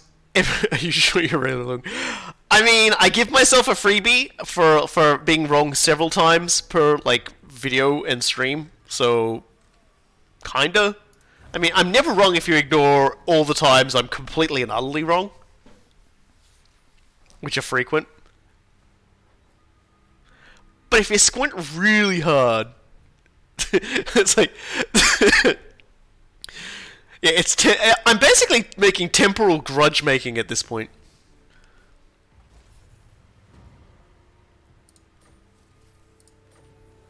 Yeah, so... Oh, cool. All buildings are cheaper now. That's nice to know. Also, more astronomers and astromancers and temple guard. Why, though? Anyway. Why are you all here?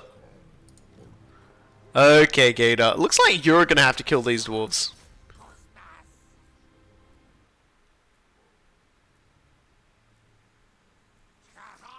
You know, for dwarves, they sure got some goddamn quick legs. But now you've moved into position. Actually, I might just move you closer. Yeah, move you closer. Because now, you fool, you've moved into range of Monic the Frog Hog, faster than the speed of Slan. And that was your last mistake, Calon Hold Fast. Because you might be able to hold fast, but you cannot run as fast. Or float as fast as Bonic. I'm never wrong if you ignore the times I'm wrong. Robokai 2021. Vote for me. Don't think so.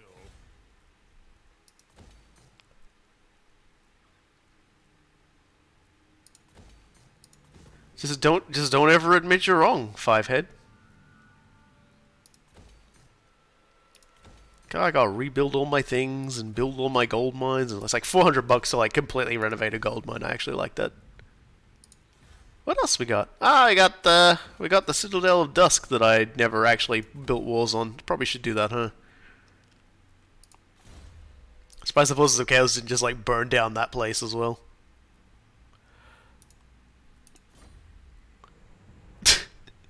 You can never be wrong if you never say anything. But here's the thing. I'm incapable of keeping my mouth shut. If you can find me an Australian who does, like, keep quiet and have, like, thoughtful, considered statements to make when they do talk, you've probably actually found someone from New Zealand. Just saying. Just throwing that out there. Well, we've definitely won. God, it's gonna be fun when we just do, like, a whole bunch of these in a row, but whatever. Whatever. Maybe we should just... Maybe cool guy and other guy. Maybe I don't know. Now I've got Nakai here. Maybe I should just send cool guy out to, like, to wipe out the Dread Fleet.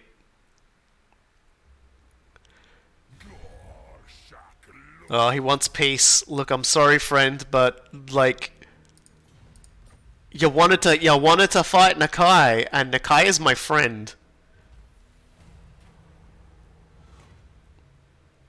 Yeah, no, I don't want to spend money. If anyone was wondering what that was, it was like, spend money to make it more likely you're gonna ruin some dude's day with, like, Asian actions. It's like, that's cool and all, but that ain't really my bag. Alright, and now we've got a pretty huge, disgusting army going up against them. Apparently, in all this time, I've only managed to build a ram, so I'm just going to auto-resolve that. Did I lose anything? Yeah, 2 Red Crest Skinks. Auto-resolve is so mean to those guys. They do work, but if you want to have them in your army, you cannot auto-resolve. There we go. No more dwarves in Lustria. R.I.P. Oh my god.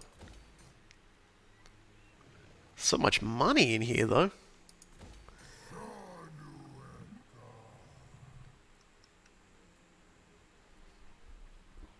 It's just so, like, you know, like we've wiped out another, yeah, in Australia. Wow. I would like to say that Lustria is not Australia. I'm going to be perfectly honest with you. Like, I'm not, like, Australia just doesn't exist in Warhammer Fantasy. It's kind of weird. It was just like they didn't want to deal with it, so they just never eventuated. It just doesn't exist. It's like the ideal fantasy world is one where just straight up Australia doesn't exist. Like, that's what they think the ideal circumstance is.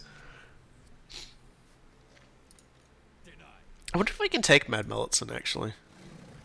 Here's Zulima. Like, sail out nearby. I just want to kill this guy. Let's just kill this guy. He fled! Across the seas. You're not gonna flee far enough, buddy.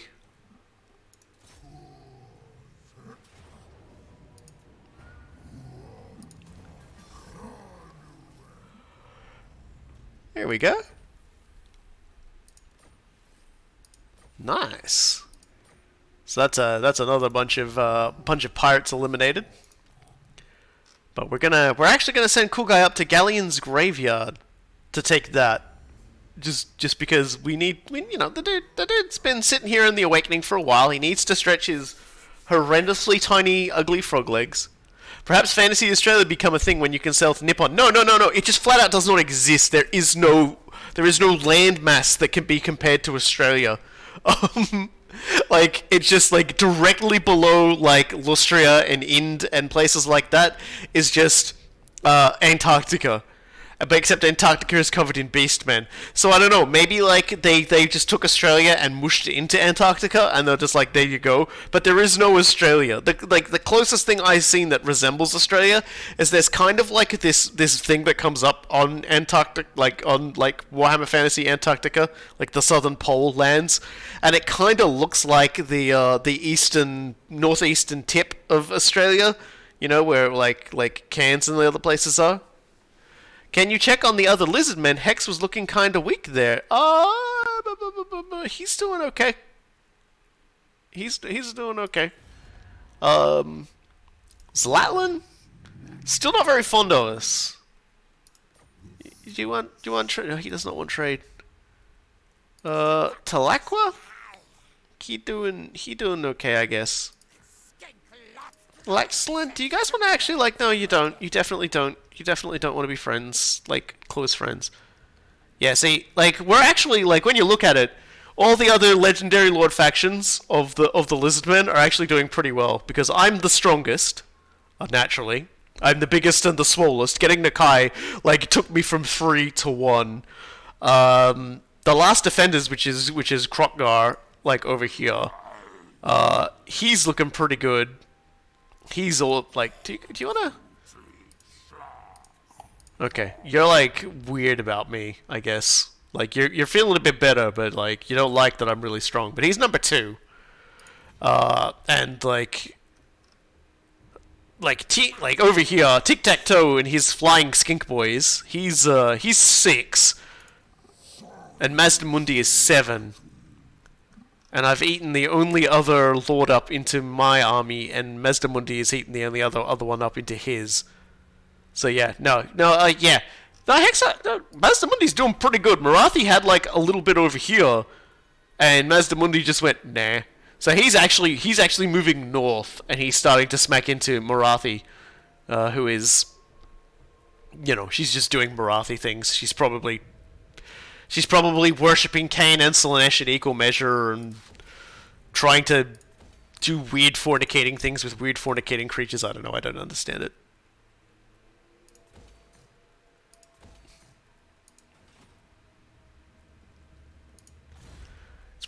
Probably best not to think about what Marathi does, because she's just weird.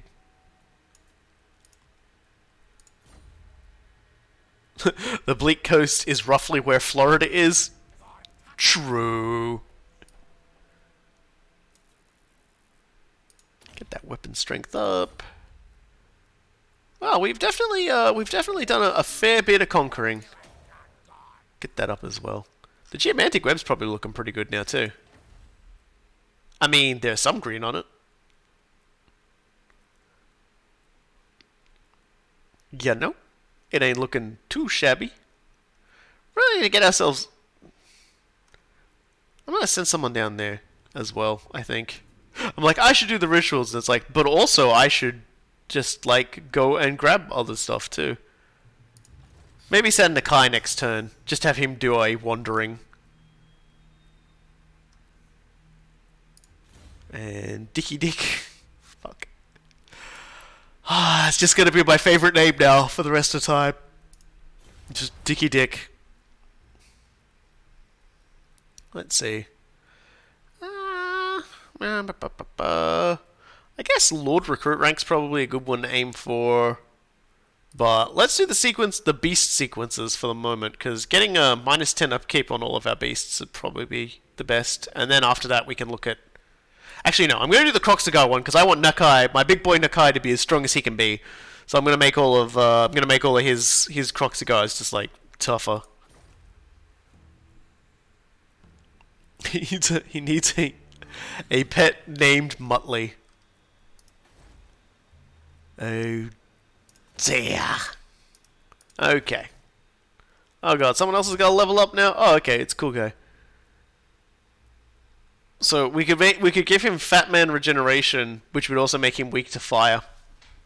Which is really weird, but we're gonna do it. So cool guy will now naturally heal, even though I think anything that even like looks at him sideways is going to like turn into like ash, because he could just summon fire with his mind to such a degree. He just cooks. Yeah, we'll pull that one up. Curse of the Doobie Doobie Doo. Alright. Turn over, and next turn the ritual should be completed.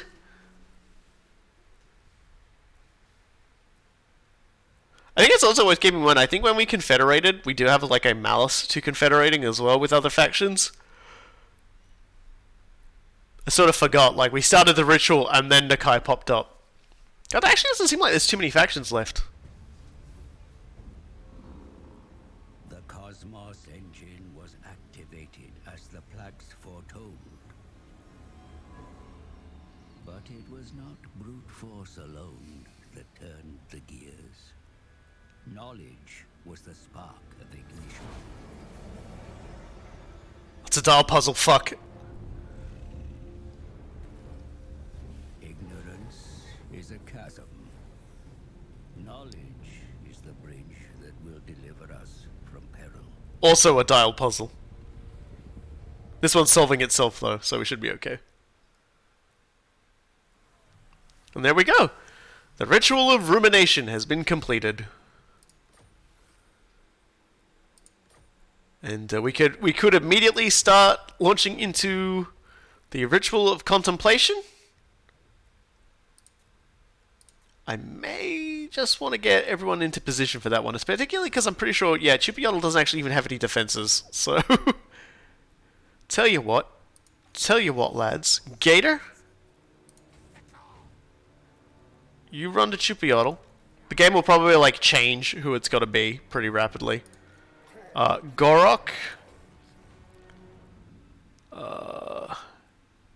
Head back to Itza. Nakai.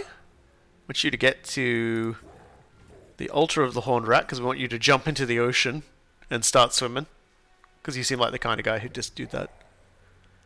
And Monic, yeah, you're definitely going to want to head... You definitely want to head down there too. Maybe to the Southern Sentinels. Actually, get you there, the Hissing God.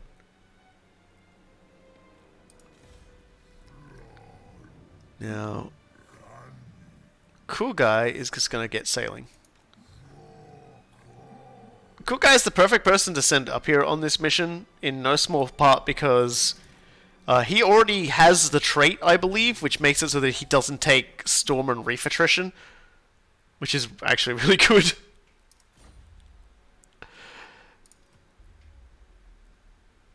I don't want to solve the spinny puzzle. The spinny puzzle hates me. Actually, all the puzzles hate me now. I'm just like lying down, sobbing face first in a pile of all my puzzles. There we go. Anyone who hits rank 7 and above in that army, you know, like these guys, will all do more damage and take less damage. So, like, it's really good when you've got an established army to have something like that. It's so funny how these are like the things I've got. I don't really need better war gears. What's that? Oh. Let's... Wow, did Bloomerang really just not have an enchanted item? Wow. Well, I won't be giving that to him because this is an item for a caster. So I will give it to you. Chameleon. Very nice. Very clever. And where is he? Where's my boy? Helmet Discord. Helmet Discord for my beautiful, beautiful boy. And a Banner of Eternal Flames. That's a good one. I'll give that to a unit. They will be perpetually on fire. And so will their enemies. And, yep, more plaques. And I might give you the Razor Standard so you can give that to a unit so they can do a little bit more. Got so many just things. So many things I can't give people. Looks like all of my lords are pretty full up on gear anyway. So that's good. Oh, this guy isn't. Give you that and that. There you go. Okay. Feels good. Send Ratok off in this direction. I'm actually...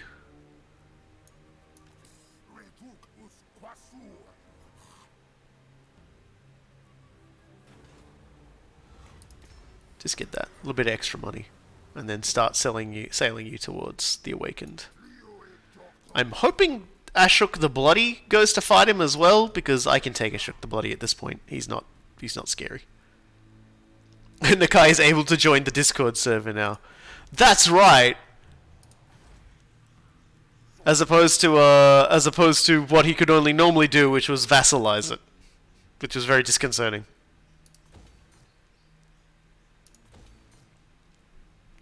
Actually, just make sure this place doesn't need eating up. Okay, it doesn't. That's alright then. Let's continue to just boost the heck out of everything.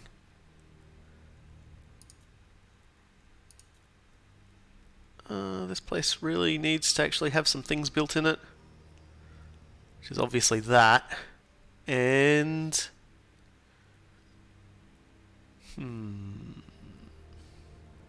Nah, we'll just build that.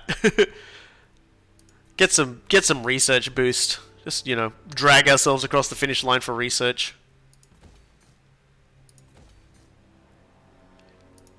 Oops. Everything's getting so cheap now. Suppose that's because we're using the wisdom of the old ones here for one more turn and also have Master Mason. So I guess everything would be ridiculously cheap. We've got our special discount. We're buying all of our discount pyramids.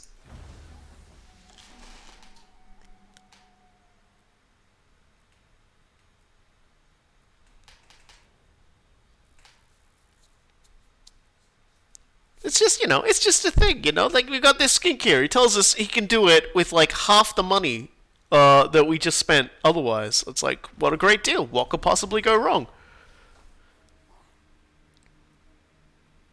Yeah, and so for the next 4 turns, we get public order. I like how it's like, it gave us the quest to do the next one. We'll just wait a few turns while we get everyone into position again, and then we'll kick it off. Seems like the best way to do it. We're just gonna like rapid run through all this shit.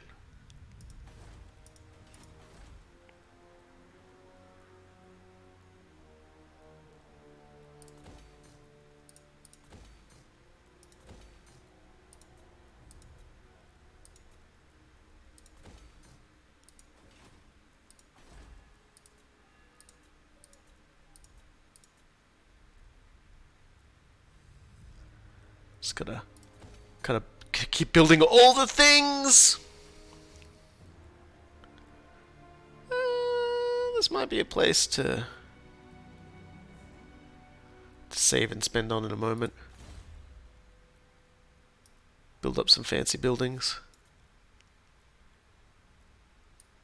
It's always a bit weird when you get to the point where somebody's actually like filled out on their like yellow tree. Just give them a bit of that.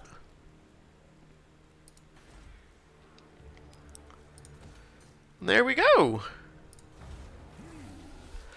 What else? What else? What else? Really, not much gonna be doing except just fighting off waves and waves of enemies at this point.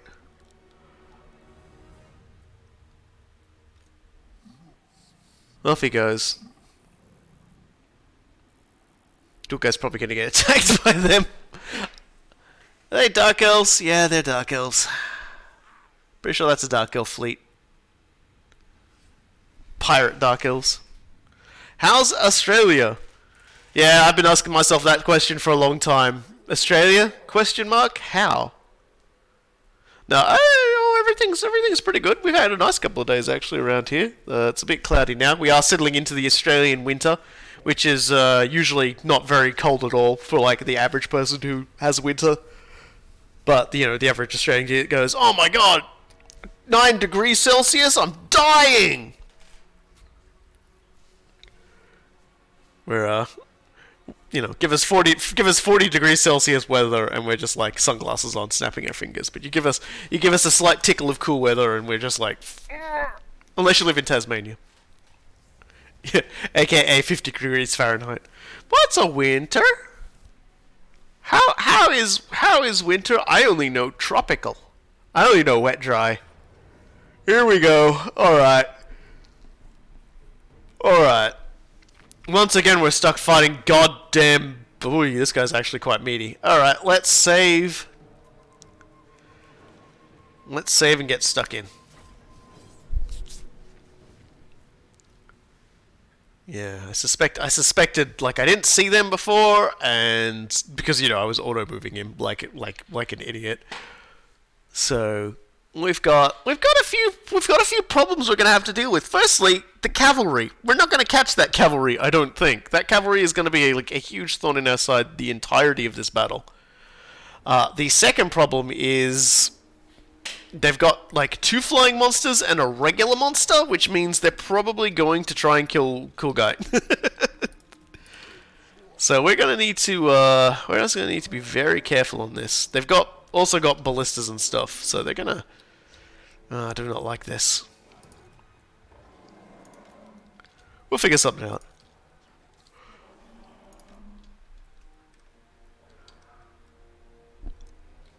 I feel like I'm gonna hold him back.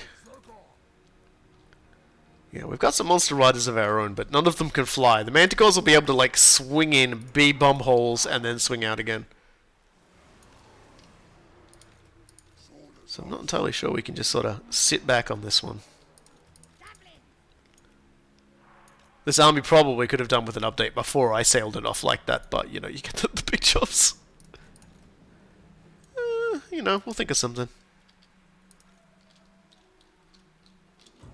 Right.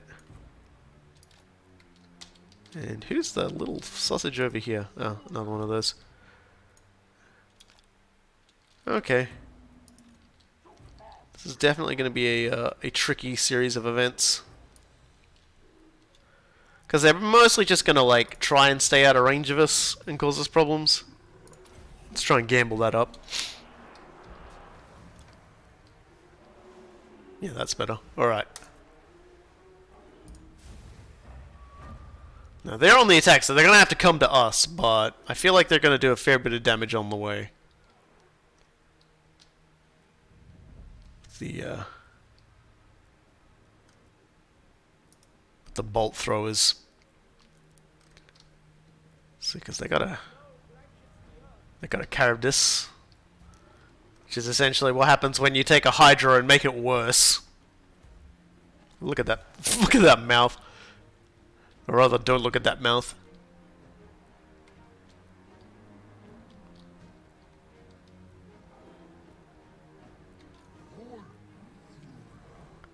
Just gonna let them slowly wear themselves out on the approach. Not gonna really have much in the way of like. Here it comes. Thankfully, they're firing at the hardier guys. But that's a lot of bolts. And I'm just not really that sure I can do anything to contest them. Well, there is one thing I can do.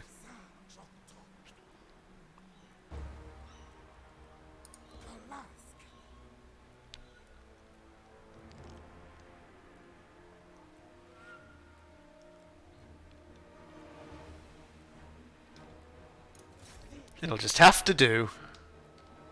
Luckily, like I said, they're shooting at the Temple Guard. The Temple Guard can take a beating. They are diverting the entirety of their forces towards my Skink Chief.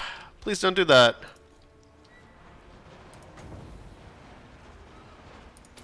Okay, they're gonna sit back a little. Oh no, they're moving in.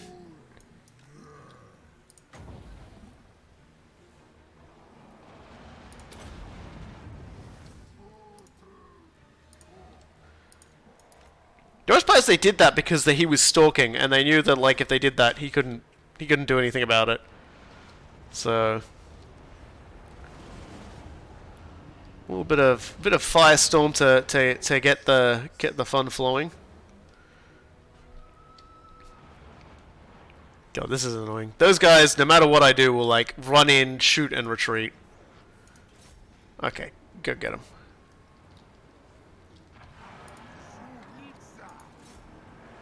Took a Doomfire Warlocks.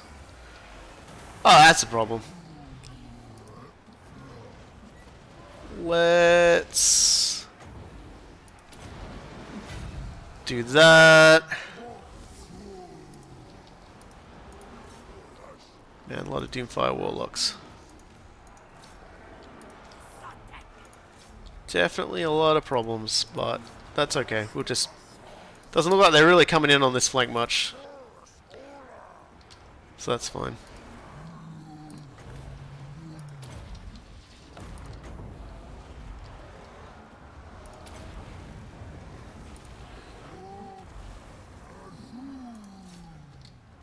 And send them in on that.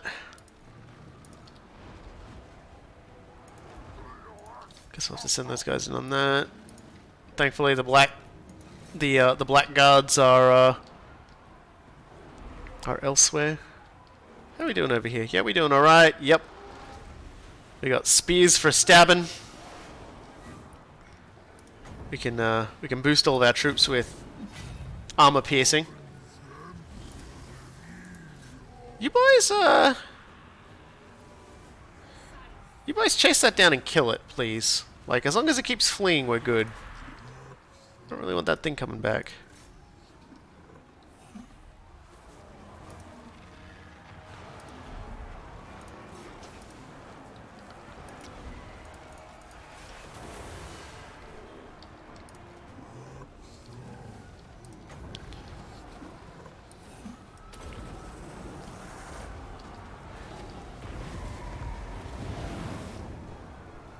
Never let me say Cool Guy doesn't pull his incredible weight. Like, never let there be a suggestion that Cool Guy isn't the greatest like fireball casting psychopath in my army. We're definitely gonna need more armor piercing down this end, which it didn't cast. Instead, cast other weird stuff. Yeah, it looks like he ran into the black guard there and lost most of his health, but the fact he's still alive is actually kind of a miracle. Is that a manticore? A feral manticore up in my business? I would appreciate it if you stopped that. Okay, good. It is extremely upsetting that you tried to do that to my caster.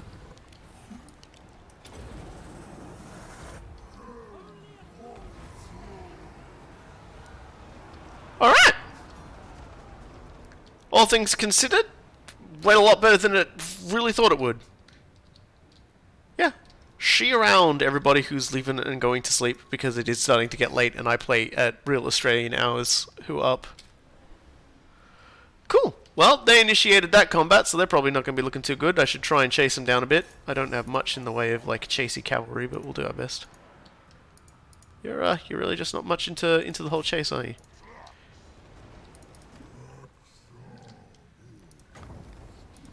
Fireball up the backside on the way. Where is... Yeah. Just, you know, the more of everything you can kill, the better. I don't think he, like, spent any time in actual combat when he's leaving. There's no blood on him. What a wuss. Look at you. Look at you with your fancy repeating crossbow. Pathetic.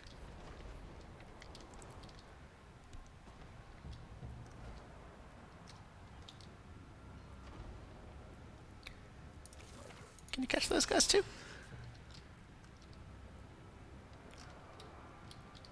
Because they initiated the combat, I get the distinct feeling. What if they got to fight anybody if they just had to, like, run across? Because they start on the other side of the map, and those crooks ended up over there. There's probably a very interesting story about how that went down. I'm pretty sure those were the skinks that chased the charred off the map, which is good. Sometimes all you gotta do is just maintain the pain. And any of these, like, things we further reduce or wipe out on the way is good. Ah, oh, beautiful. Look at them. Look at that hot, spicy giving going on there. I do love that's what a skink chief turns into. It's basically just a walking, poison-shooting psycho platform with a monstrous triceratops. Oh, beautiful. Look at that. I was just like, yeah, you know, like, he moves and he shoots. He kills and he protects. Good grief. Good grief. He's just... Yeah, what do you do about something like that? Like, he's just obliterating them. Is it like... This is madness. Yeah, no, this is, I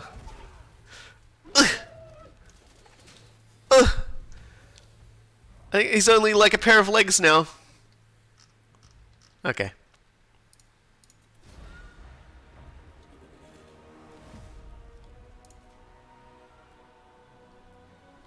Yeah, so we definitely wiped out a lot of their dudes, which is good. The little fire spitting guys continually surprise me with how effective they are. I sleep on them so hard, and they always just end up like working very hard. These little salamander packs. So thanks, Dastan Cold Eye Emerald Eye. That's a fucking name right there. He's got like one eye is the cold eye and one eye is the emerald eye, I guess.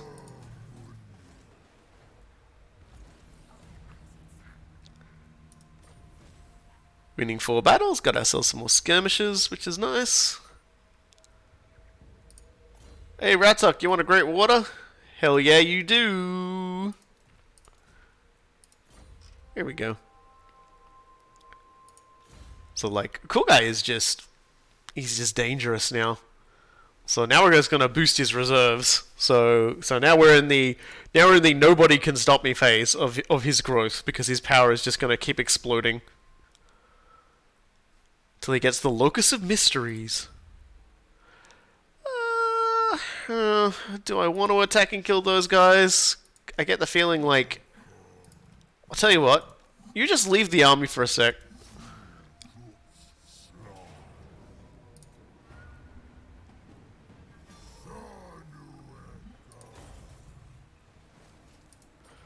There we go. So, cool guy just got some bonuses for being good at that sort of thing. And then we're in home seas at the moment, so we'll get a little bit of health restoring done. We'll just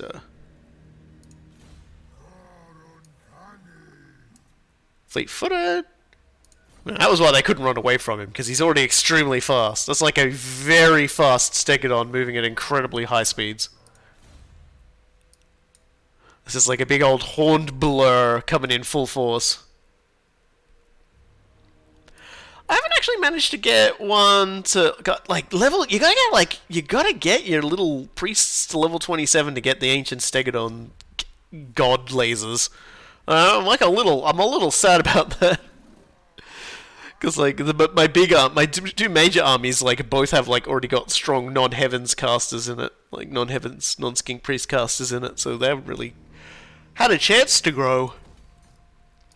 There we go. Yep, get some more cursing up. Ratuk. Hey Ratuk, please enjoy. Okay, so missile resistance, obviously we'll give that to that thing there. And then just wipe these guys out. Just keep on piling on the money. That's what's important. Yeah. Yeah. Alright, Gor'rok, you wanna just flip into stance for a sec here? I could probably build another army at this point, but I might actually just like splash my money out for a little bit on, you know, just more upgrades. Because then once they're all done, there'll be further fantastical explosions of income. And when the income get big, the enemy gets small.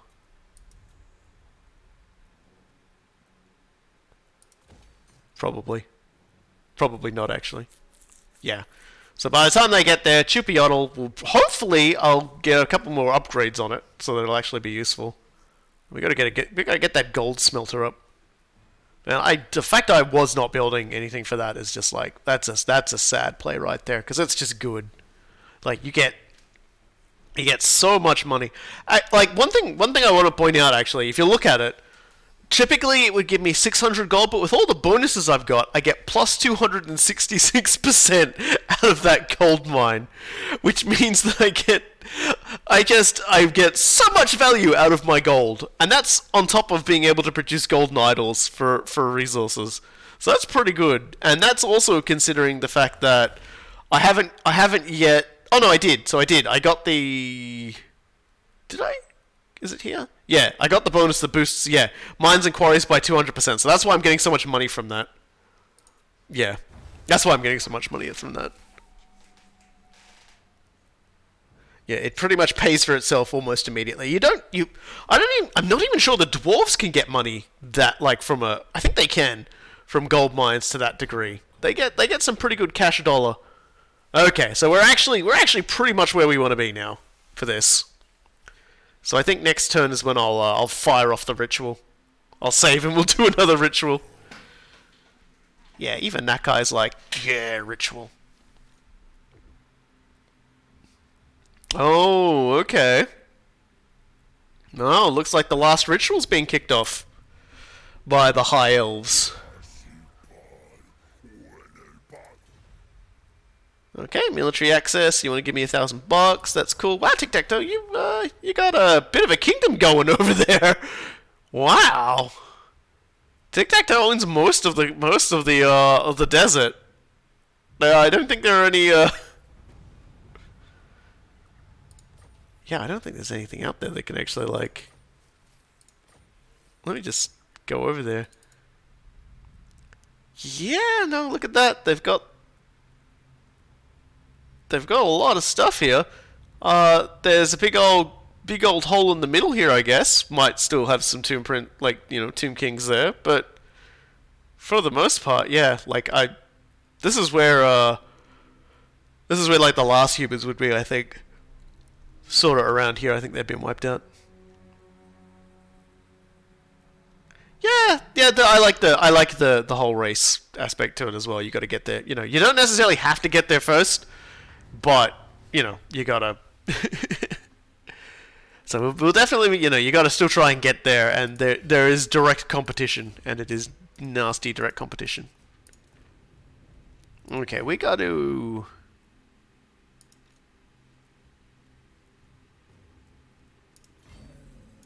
Just gonna keep on sending the Kion.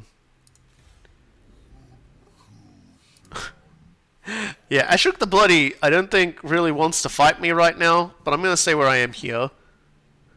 Just in case Gentleman Jenkins tries to kick it off.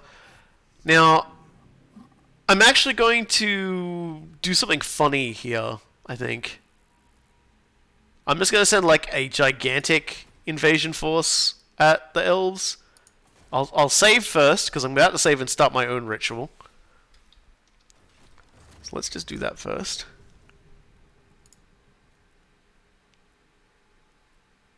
Oh yeah, it is very difficult to lose the race. They don't want it to be a circumstance where you can just like get cheesed out by someone just building faster than you if you run into like a little bit of trouble.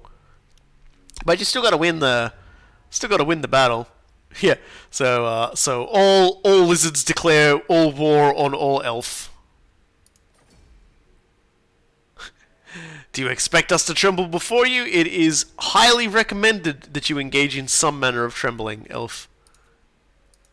Because I have sent an army to bork your shores, and while those shores are being borked, okay, so it's the same places. So let's kick this ritual off. Even working together, it will take your greatest adept some time to complete.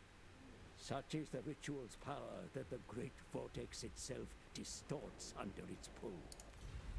Be wary, though, for while the vortex is weaker... Okay, so they're all coming from here now. ...will slip into this world. Ready your defenses, for they will doubtless be drawn... Okay, and we got two coming from that direction. Alright, so nobody coming from the south this time. Which is fine. We'll send the lads back. We'll send you back to Itza.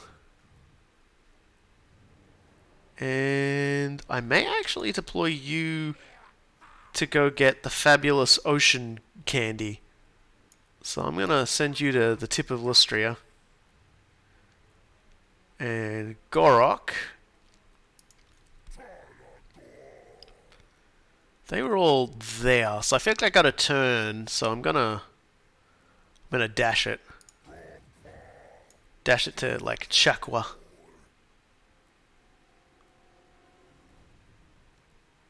And yeah, I got ocean troubles coming, so I may actually send.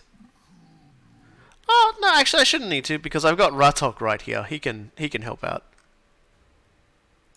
So Ratok can come here. And Cool Guy can just maintain his position just for a moment. I want to see if these two factions are stupid enough to attack him because he can definitely take those two quite easily. And I also want to just have one more turn just to get Lim Mib back up to full.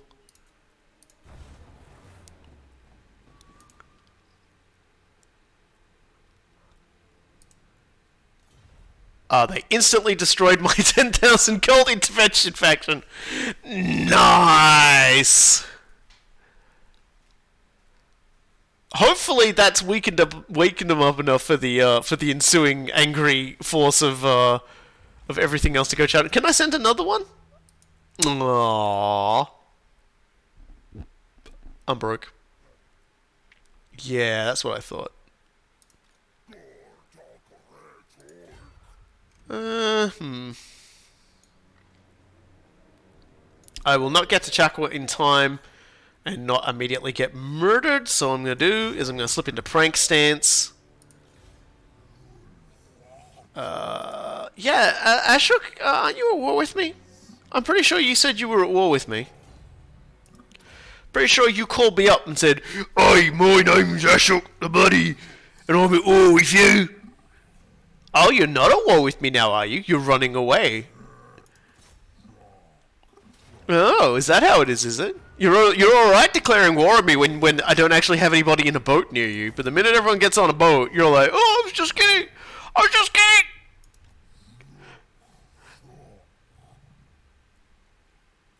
Well,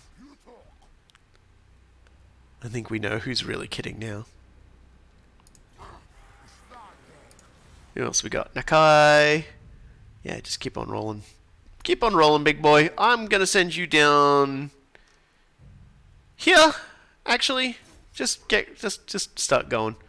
I won't have him march because it always feels like I'll wander into a pirate, and I don't want all my dudes tired, and I'm not particularly in a hurry either. Cool Guy. Becoming cogitation. It's like, I've put all my points in everything. I guess I better just put my points in everything else. This is basically just like throwing it in random shit now. So Zul'Amar, keep getting you towards Lightning Strike. Dicky Dick. God bless you, Dicky Dick. He just had no idea boats. He didn't realize that the Lizardmen could build boats. Ah, man. One more turn and I can do the Rite of Resilience. Oh well. Looks like I better just enjoy that very horrible slap in the face I'm about to receive. Let's see what happens.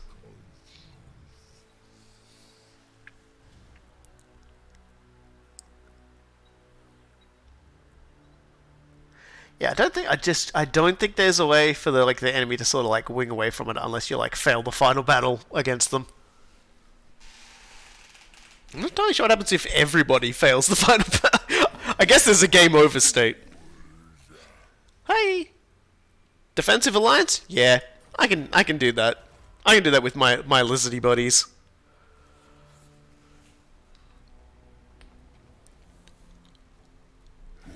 He's still kind of really wary of me, but I think that's improving because of like the technology and the treaties and everything. So just doing cross the ocean. I mean, I guess that's always a positive. Yeah, see, there's no, there's no way I'm winning that.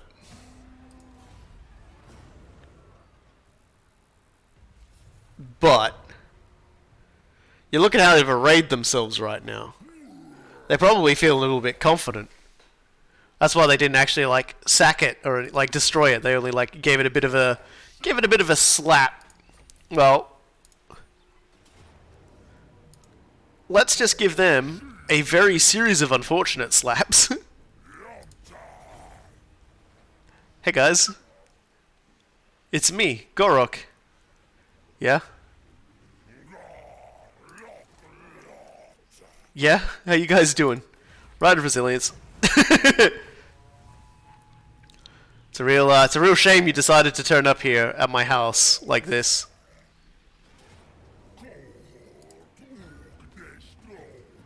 Just a crying shame that that you decided. You decided today of all days you would be a jerk to me. He's got a pretty good shock army there. Do I wanna...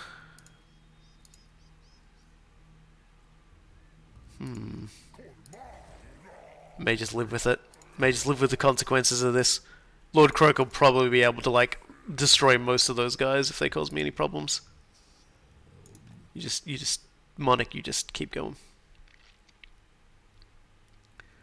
Yeah, so here they come. Okay, those guys came at us at a pretty ridiculous speed. So let's just sail out and crump them.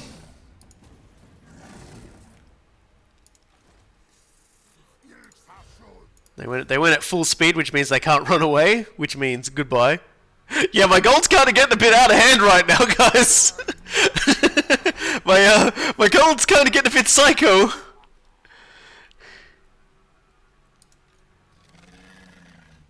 Okay.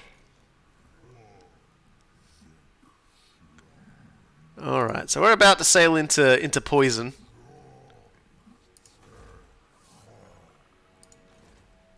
But it looks like we don't take too much attrition at the moment, so that's good. So, Gor'rok.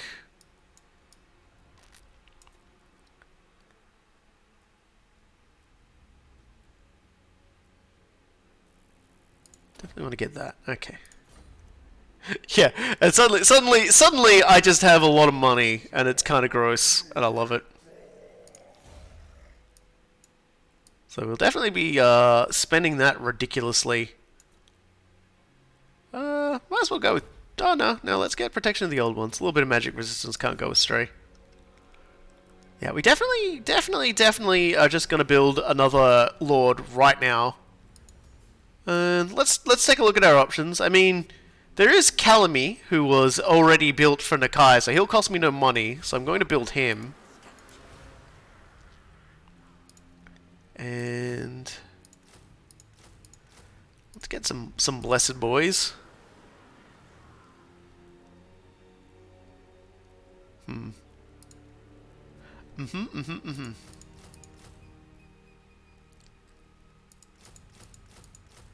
Get some of those.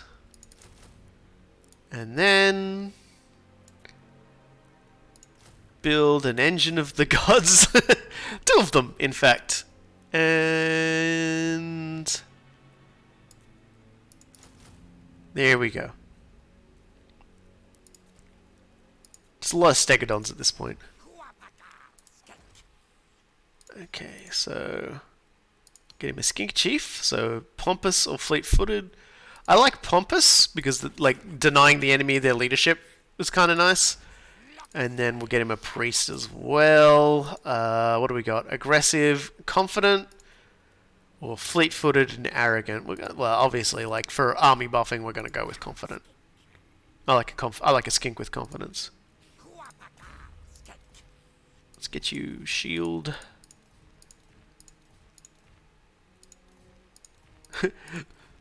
Finally, somewhere to put all of my astromancers.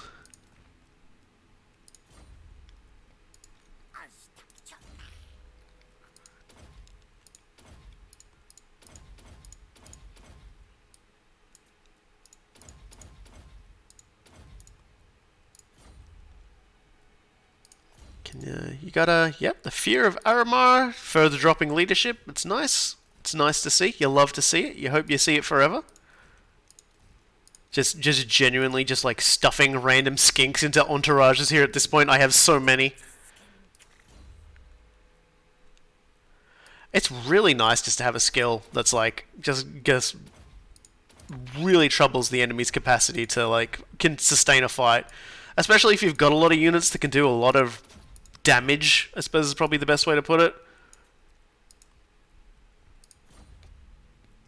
Like moral wise, just being able to like route everything a lot quicker. So Ratok got his kill, so he's doing a lot better now. And Chameleon, which is still a name I quite like. And you guys might as well come home. Come home, boys. You win the battle.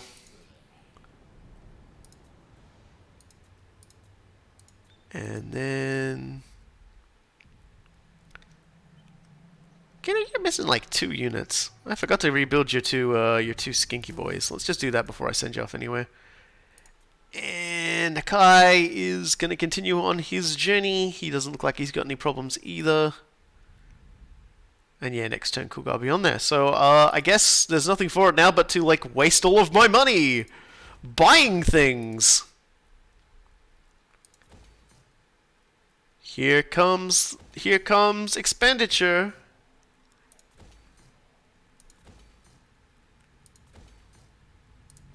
Really didn't buy a lot, did it?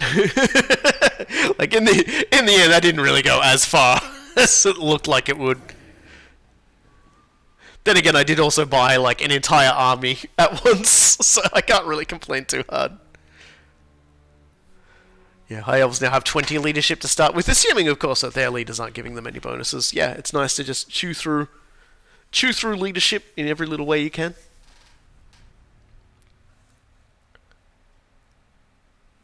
See what happens. Somehow not at war with Naggarond or the Cult of Pleasure. I'm kind of surprised Mazdamundi hasn't asked me to like take part in that at all. There we go. I kind of expected he would, but I was already ready for it. And there we go. Gor'rok basically just man-moded through an entire Chaos Invasion. Yeah, they tried. They died. You can just go sit in Chakwa while you restore Chakwa to its former glory.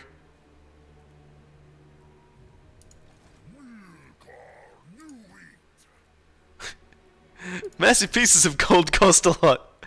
I can't really argue with that. I could definitely try, but I think it would be a fool's endeavor. Alright, there we go. Radak Kadan. Even though I don't think anyone here really needs it, you can just keep training everybody. Yeah, so in a few turns we should hopefully get the quest to go bop those skulls. Which we'll definitely have to take.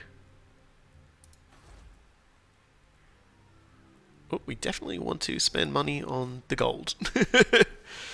Let's just say that here and get some more money.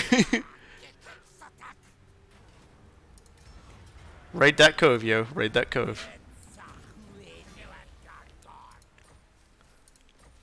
Yep, Hidden Pirate Cove, Lichbone Pennant. A little bit of extra magical resistance if you need it. Mostly though it was for the 20,000 or so gold. Might have been less. I don't know. I wasn't paying attention, but it's still a lot of gold. Like a little bit of the ridiculous getting into our bank accounts.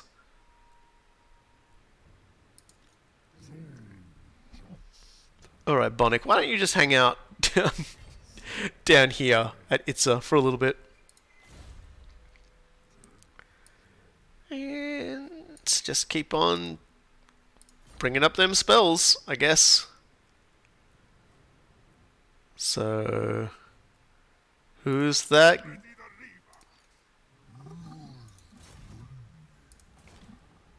I gotta make landfall first. And then next turn, maybe clobber it. So that's Count Noctilus, the Dreadfleet legendary lord. I'm going to beat him up and take his trait. Hopefully, before I beat the rest of his stuff up.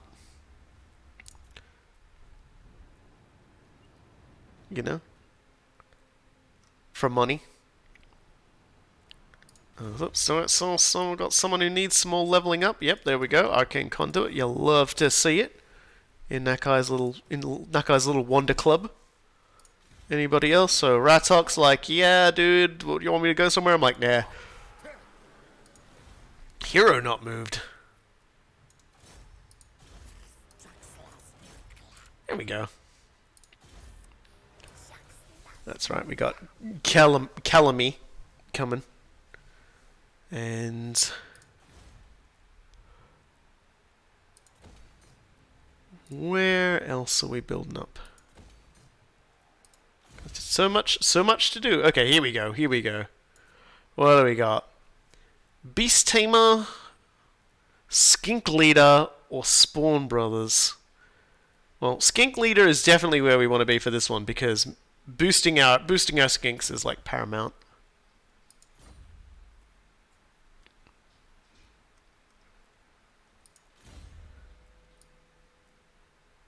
Yeah, I feel like trying to steal the soul of a zombie is like trying to wring like the last bit of alcohol out of like a barman's cloth to drink. It's like when you're doing that, you have a problem. It's like maybe you're just taking this blood sacrifice thing just a little bit too far. Like, you know, or maybe we hit too far quite a long time ago, and at this juncture, it's more like we're trying to figure out the best way to get an intervention, but we're like 99% sure you're just gonna start screaming and throwing things. Like before we even tell you why you're here or what we're doing, it's just gonna be like immediate screaming. And I don't really want all of that screaming.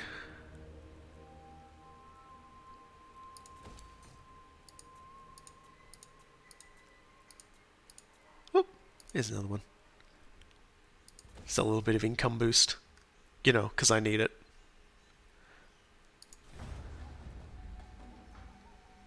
I feel like the last big fight we're going to end up with, if everything sort of goes to how I think it's going to go, is we're going to end up having to beat up the high elves to take him out of the fight. And then it's going to be like, hey, high elves, you're no longer allowed to play with the vortex, and they're going to like sit down with their arms folded and be like, okay. Okay. Assuming I win, of course. There's always a very real possibility I will lose and die. We'll see. Yep, continuing to build, continuing to grow. Who hasn't moved? Oh, he left. Okay. Well, if you don't want to defend your house, I'm just gonna take it. Like... like, thanks. Thanks for that. I own the Galleon Graveyard now. So the reason why I like to take the Galleon Graveyard all the time is mostly because it just makes your army just immune to reef attrition and maelstrom attrition. So this will make a good staging point if we want to sack Ulthuan. we're basically just this place just becomes like, you know, we learn how to sail properly, and it's decently defended. It's got a so-so okay, like, defense. And it's like, Count Noctilus is just like, hey, but that's my house! I lived there! And the simple answer is, you lived there, but not anymore. You've been evicted. The old ones have evicted you. We looked at a little chart, and we clearly see on this chart, like, if you're looking here on this chart, like, hold on a second, sorry, I gotta get this doll puzzle off the chart for a second. Oh no. Oh god. I just put it aside. We've got this other chart here, as you can see, you're not on it. You're not on it. There are no pirate zombies here. So you can't actually be here physically. You don't exist.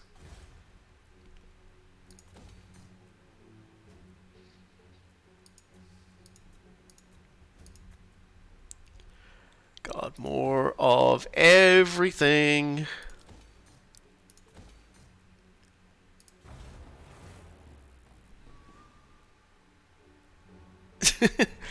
It's not gentrification because I'm sort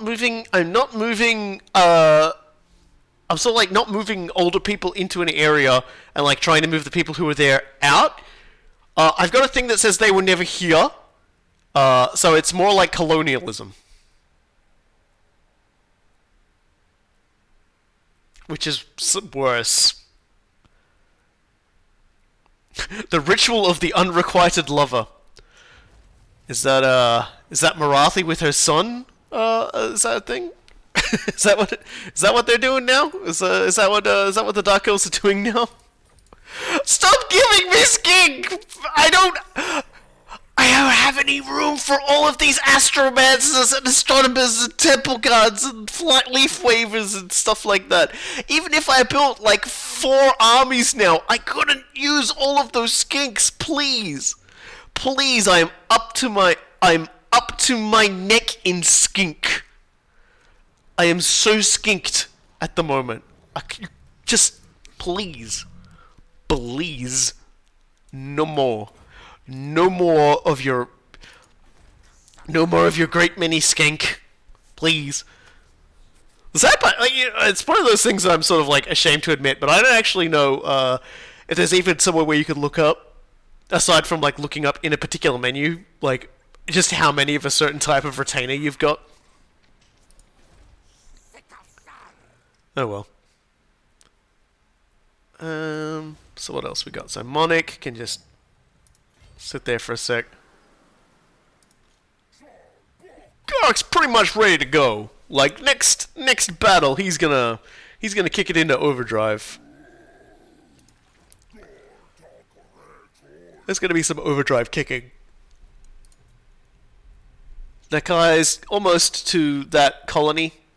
Gator is ready, so Gator, you just sail yourself out there and go acquire for us some more sea treasure. Just like loot that sea corpse. Oh! Is that my boy? Is that my boy Count Noctilus? Thanks, Count Noctilus. Cool. So, oh no. Oh no.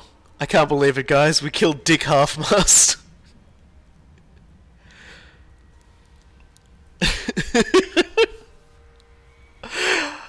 Every time I forget that like half of Vampire Coast is penis jokes. Sorry, so what did I get there? I got leadership bonus when fighting at sea and against Vampire Coast. So it's not really that good of a trait, but by God we got it. Cool Guy is now officially the pirate king of the galleon. He is now the best ocean fighter. He defeated Lockheed, Felhart, the Dark Elf pirate, and he's defeated Count Noctilus. I don't think he took part in the defeat of he also took part in one of the defeats of Ikit Claw. But yeah, I don't think he took part in no, he didn't. I keep sort of not finishing the sentence because I keep forgetting it's like Luther Harkon. He did not take part in the defeat of Luther Harkon, so he did not get the Luther Harkon thing, I guess. What was I gonna build here again? I was gonna build another monster mesh. And some more geomancy. It's always to get that old lady from Silent Hill in my head going, gyromancy!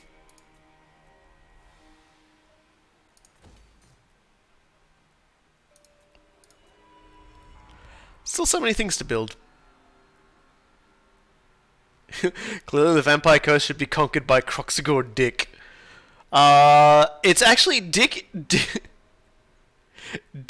Dick, or whatever his name is. Where are you, Dicky Dick? Yeah, he's Dicky Dick is actually a Sora Scar veteran. He's not as big a dick as you think he is. Meanwhile, waiting for the High Elves to get halfway through their ritual. Hey, Kroko, what's up? Military alliance for money, hell yeah. Okay, so the other places we didn't know about seem like they belong to Krokgar and friends as well. So it's looking pretty likely that most of the it's actually kind of funny how few factions there's still like, the Exiles of Nehek. Yeah, no, there are actually very few factions left, it would seem. So who's got the Krokgar's got the Black Pyramid of Nagash. So yeah, no, it's looking like there are no Tomb Kings. There are no Tomb Kings. There are no dwarves. Because the dwarves would normally be up where I was pointing before, and also somewhere down here.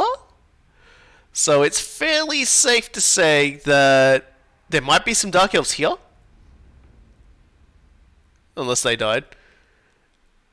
Yeah, wow, okay. Oh, Jesus, Crocodile's invading Ulthuan! Okay. What are we waiting for, right? I think Cool Guy needs to heal up and get going. Yeah, no, he's healed up. Come on, Cool Guy. Cool Guy, go help. Go help Crocgar. Get sailing, friend. You're out of range, that's good. Yeah, let's go. Let's go! I'll leave everybody else behind. Maybe send Nakai up later once he's done colonizing down here.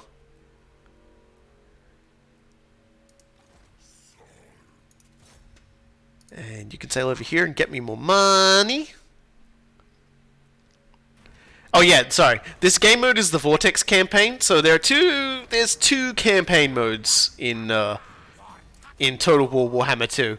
On release, they launched with the Vortex campaign, and that is essentially only the 4 factions that launched with any of like the DLC factions that got added.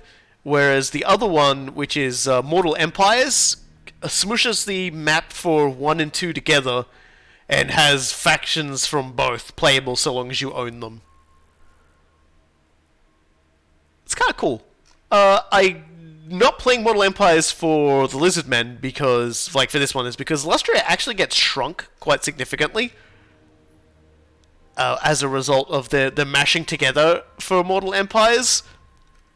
And it's kind of a bit more fun to, like, just occasionally actually do the Vortex campaign. I'm always tempted to just go, yeah, put him on a Ripidactyl. But I'm hanging out for Ancient Stegodon instead. Because I know it's what I likes. And I like an Ancient Stegodon just killing everything. Alright, so more power to the skinks. More power to the... Okay, so my Cruxagore Ancient is like, yes please, hit points please. So that's Zul'Amar. Who's that over there? That's Gentleman Jenkins. He wisely did not declare war on us. And now let's just see what I can... Oops, I keep clicking off it.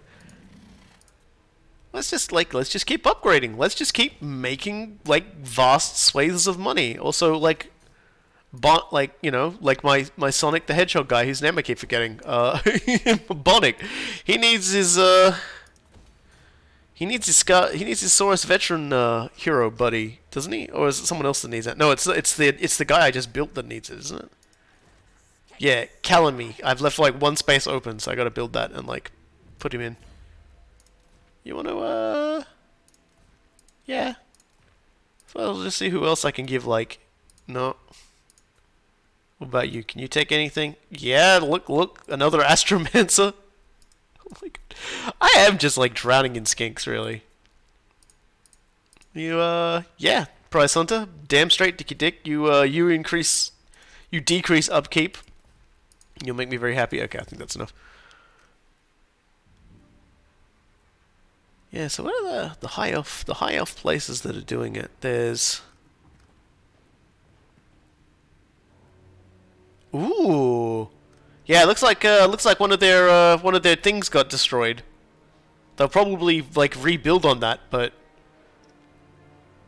fucking Crocgar is going for it. I love it. He's coming at him from multiple directions too. He's such a protagonist. I love him. Trapped Ops start? That's a name I don't understand. If it's even like... I don't know if that's like a SpaghettiOs word salad soup, spaghetti soup, or like that sentence I just said, or if that's like a reference to like something. I feel like it's a reference to like a band or something. But anyway, it's just like whatever at this point. Yeah, this could actually go really bad for the High Elves if they don't have it. If they don't have their shit together. Because I'm pretty sure at like turn 10 of like their ritual is when they gotta. Yeah, like they've got 2 turns I think and then it's like we get opened up the opportunity to go interrupt it. So I don't know what happens if one of their things is kind of like a bit messed up as a result of that. Oh god, he's sending so many people. He's sending such an army down there, rap hat and everything. Oh, I love it. I'm absolutely in love with this violent crocodile man. Well, he's not a crocodile man. He's Crocgar. He's a dino man. He's here for dino time. So I'm gonna send cool guy. I think we can all agree. I said, hey, cool guy, let's go kill elves, and he was already on the boat and leaving. Now, I feel like I've got everything I want for Gor'rok, and I can only invest like 2 points somewhere else in the tree. So what I think I might do is I just might, like, the last points I'll just spend on like, making him a bit, like, stronger against magic and missiles, and I think that'll do it. Because, boy, our legendary lord, he's had some fun lately. He's done so much killing. God, I need, like, 2 more levels, and, like, Yak Talon can ride a cool-ass dinosaur, too. Have you got all of your spells fully buffed up? It's not an optimal use of, like, the spell tree, either. I think a lot of people will probably point that out. It's like, yeah, you might want to, like, put some points in some, but not in all of them, because you're never going to be able to, unless you're, like, really lucky, like, cast all spells forever. But it's just like, I'm just doing it because I want to, because I feel like it.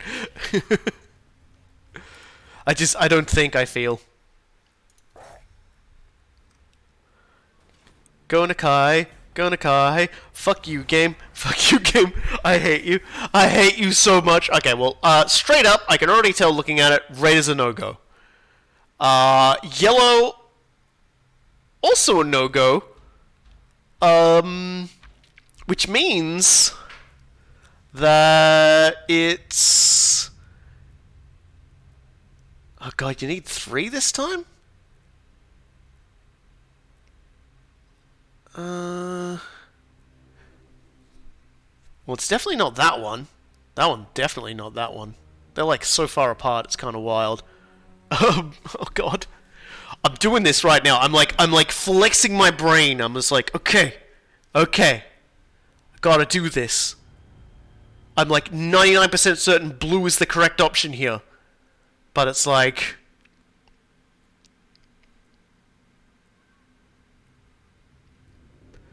It's like 3 spaced apart. So it can't be that one either. That one's over there.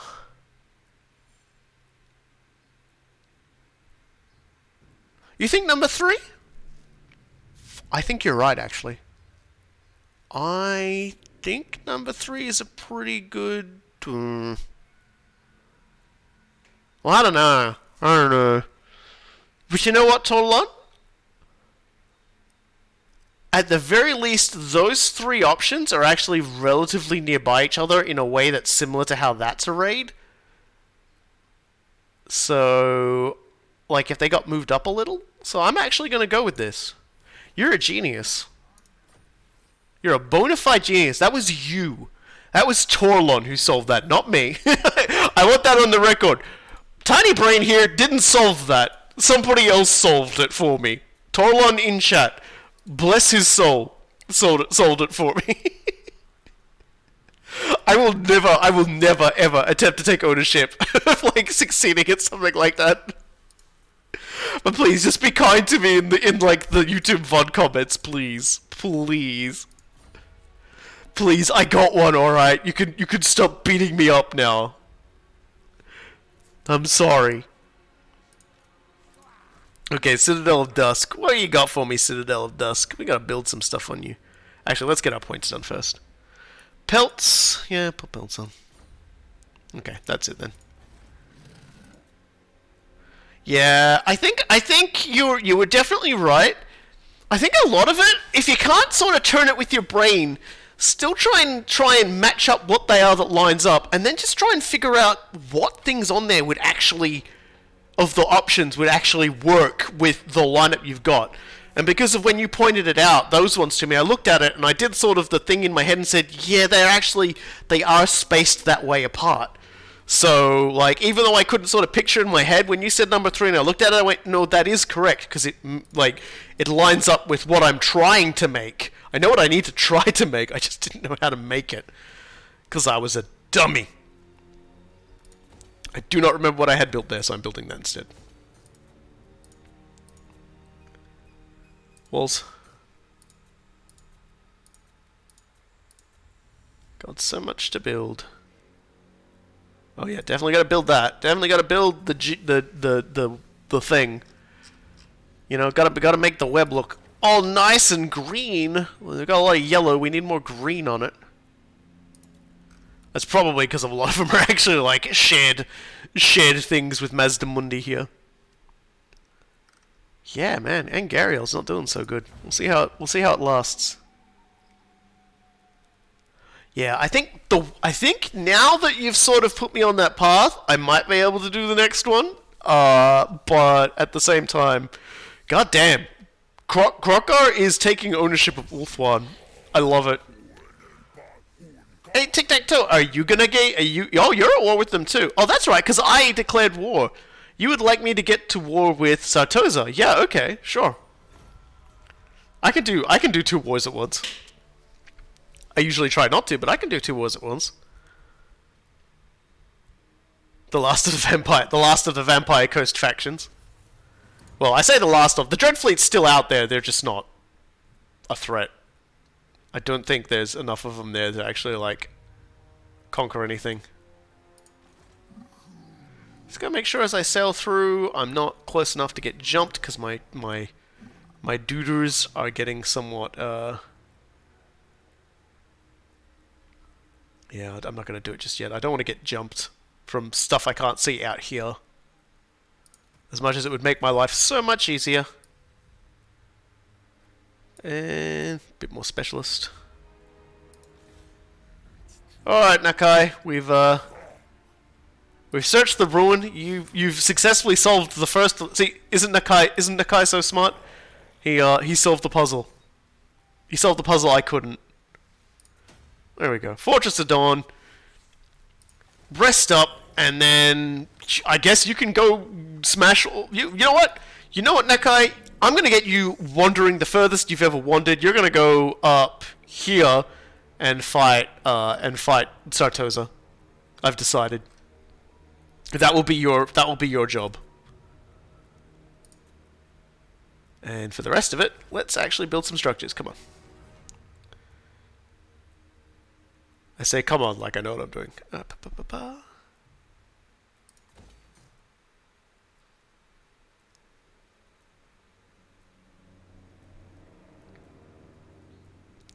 I really should build some Ripidactyls. I don't think I've ever actually used them. It's like I should build a Ripidactyl just so we can all see what Ripidactyls do. You know? I'm just flicking through menus, come on. Okay, the temple. I'll hold off on that, because I feel like that's another one I'm going to like build troops in. And the Northern Spine is one where I want to like get money and stuff, so let's do that. Yeah. Okay. Yeah, it's just, you know, I feel a lot better. I feel a lot better now. I feel like I've grown now as a player.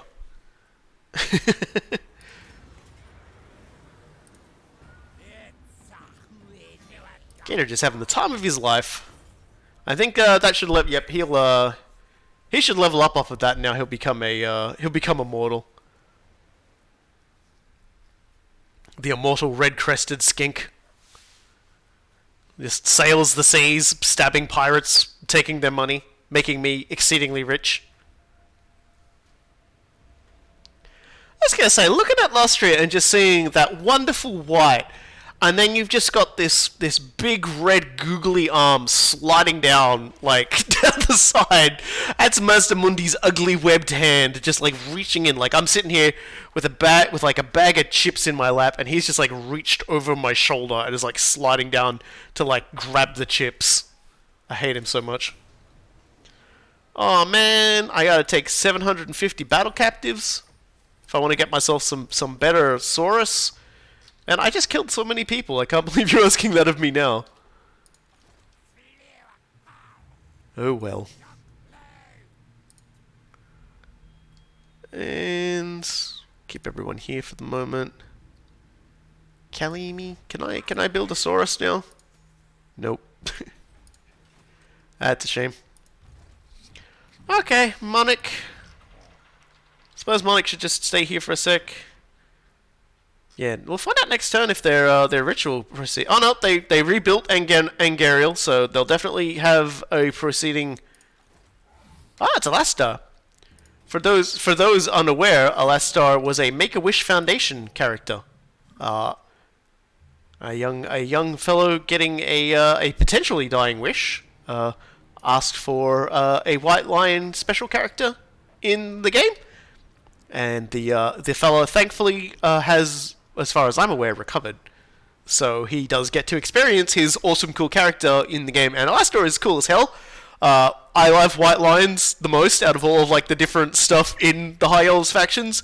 So it's like, good taste, kid. Glad you made it. Not if you'd picked like a faction I didn't like. I'm still glad you got through. Just gonna very quickly throw that in because otherwise it sounds a bit.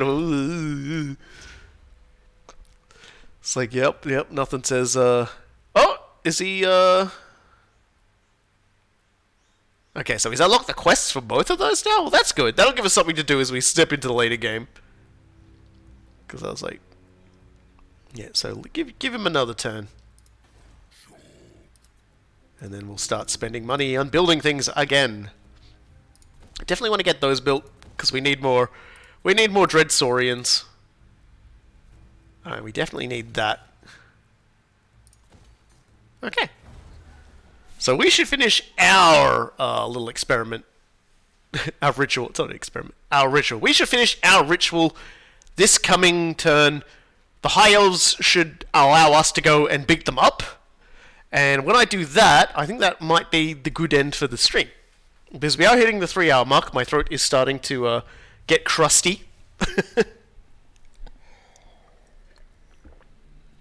And a crusty throat is no good. Okay, here we go.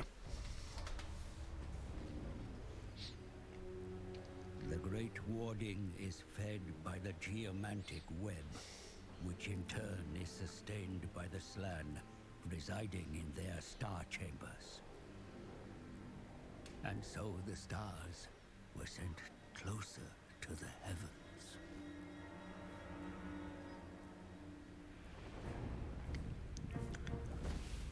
You must hasten along the road of enlightenment, or be overtaken by the warm bloods performing their own petty rituals. I honestly thought for a second they were gonna like shoot that slot like that like those like star chambers like into space. Like, so they were just gonna go whoosh and be gone. So we have unlocked 2 quests, and both of them are skipping all of the quest stuff and going straight to the battle, which is kind of funny. So we've done the Ritual of Contemplation. We still haven't actually got that, so maybe it doesn't kick off until turn 10. In which case, all right then, we still have a chance to disrupt the beans out of this ritual.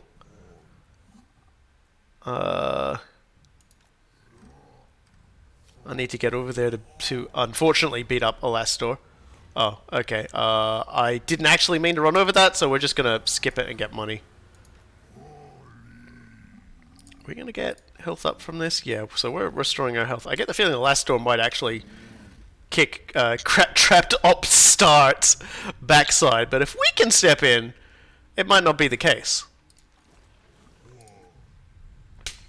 So, Nakai, tell you what, since the ritual doesn't seem to be a thing yet, we're going to send Nakai the Wanderer into battle. So I'm going to save the game.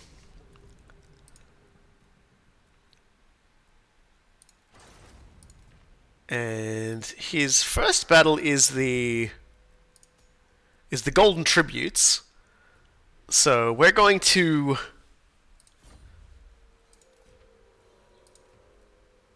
teleport him directly to the battle. And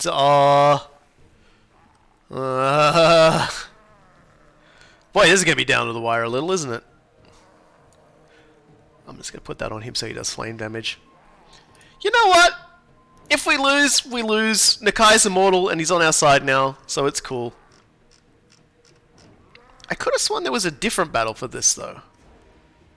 Or is this the... no, I think this is actually the... Hold on a second. I think that's the Itza one, the one where you fight Itza? So what about the Ogham Shard? What's that one? This is the one I was thinking of, actually. There's one where you fight Chaos. Yeah, they're vampire pirates.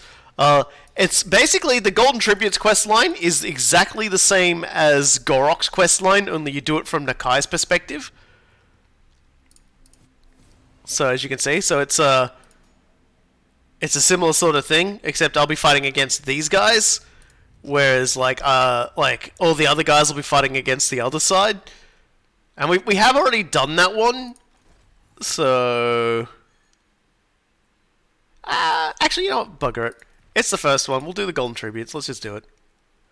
I thought I was going to be fighting all of them by myself, but I just reminded myself I'm actually backed up by AI Gor'rok and Lord Zlep of Itza. So they're going to be going, and I'm going to be fighting against like a cluster of them. So let's go.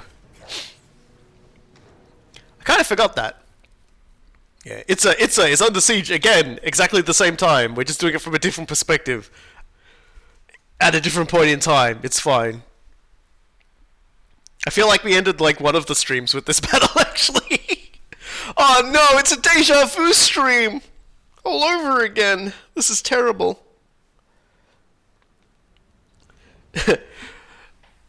So let's get in here.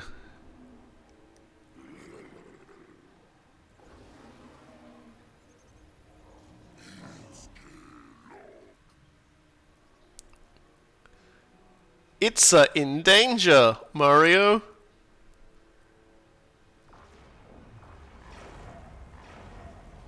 Yep. Still lasering.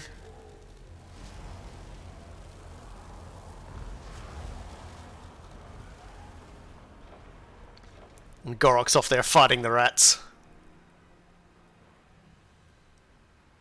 Can't say I see him, though.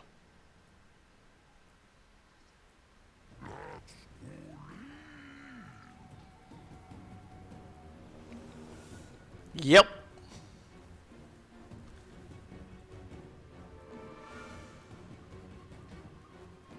Yeah, you know, I would have thought it was heavy enough. Alright, so let's just take a moment to think about what we're going to be doing here. And by think about what we're going to be doing... Oh no, it's giving me control of Gor'rok! It's put my army over here! Oh no, this is not supposed to happen! Oh, this is a bug. These guys are over here! No! Oh no!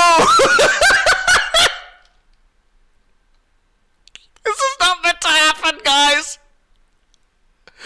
This is not meant to happen!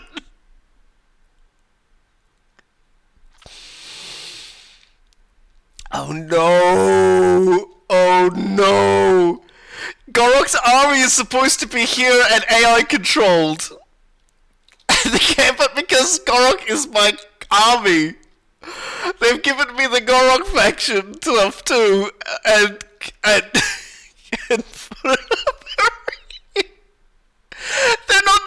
they're not normally supposed to be. You don't normally have to set them to AI control. I had an option to set these guys to AI control, but they're still AI faction and still AI controlled. I cannot control these. Because Gor'rok is my faction, it glitched everything. Oh no. Can I salvage this? Run.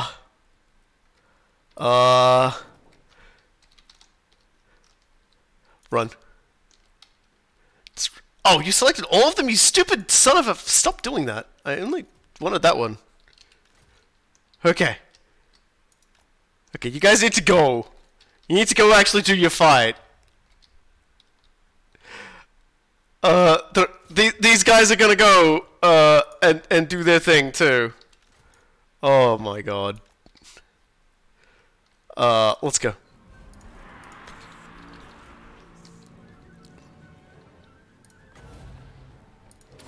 Oh, this is so embarrassing. But not for me. For the video game. Oh my god. So you guys just go. You guys go. Do the rats even know what to do?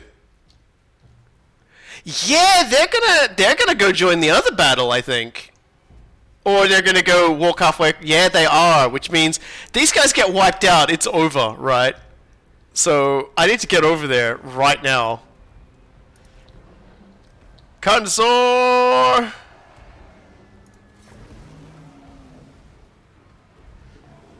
Let's just go. Dreadsorian. Oh, those are halberds. Go for those guys.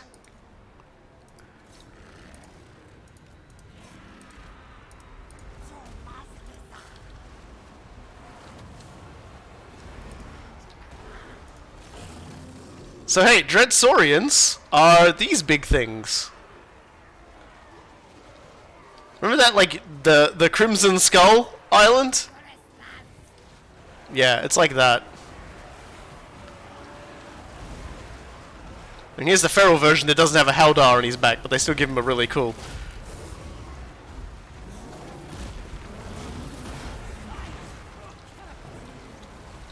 Meanwhile, over at Gor'rok. Oh no, I think they're coming to fight Gor'rok. Oh my god, those guys though are shooting into them. Oh, this is so bad.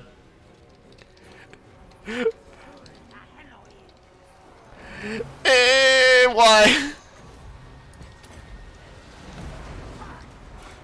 Dreadsorian! Break through! Crush him!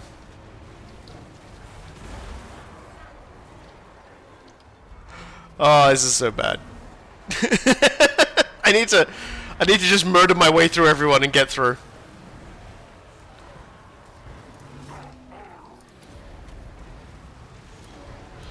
You guys all just want to, like, kill that rotting Leviathan. He's kind of crabbing. Oh my god. Never in my, like, wildest imaginings would that be a thing that actually happened. There we go. It's croc time. Big angry dino croc time. He'll silence the big guns. Okay.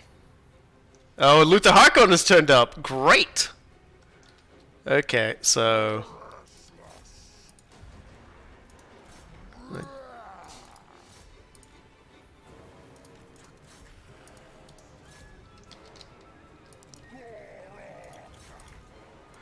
just we really don't want him fighting the Abomination, but whatever. What level is this Gor'rok, by the way? It doesn't look like he's got half of what I got. Just, how are we doing over here? Yeah, definitely probably shouldn't have clumped like that, but whatever. They're dying. Need to get these boys in. Oh, jeez. Lost a lot of dudes to these halberd depth guard. Damn them.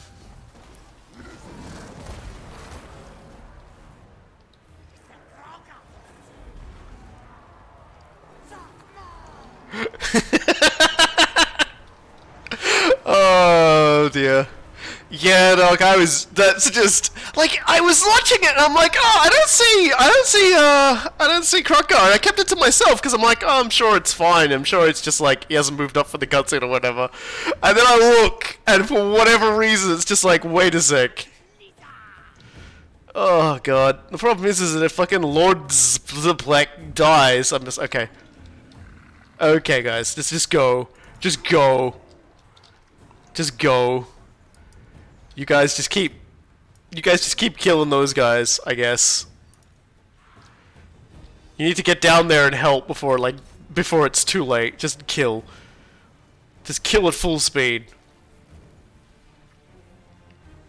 Okay. Okay, so the enemy lord is dead, which is good. but there's still plenty of enemy to go around. How are we doing here? You're not much of a ballista, just...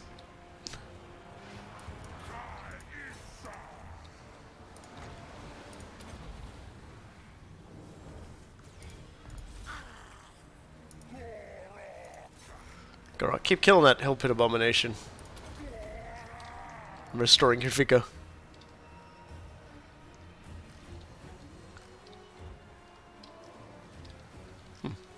Water fight.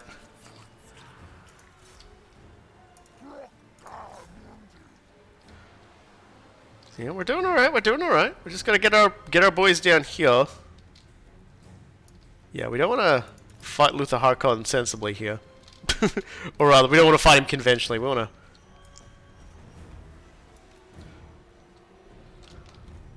Let's like drag our army. Oh, jeez.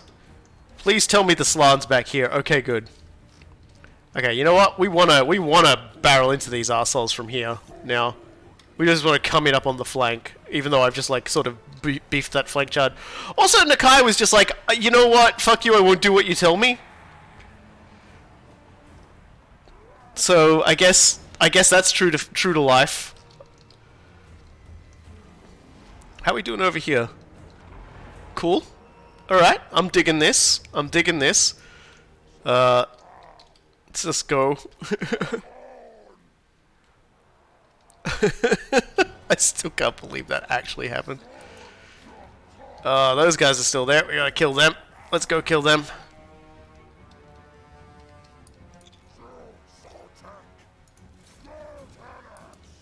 You need to get up there and kill those guys because they're jerks. How's Nakai doing? Is he still just sort of doing his thing?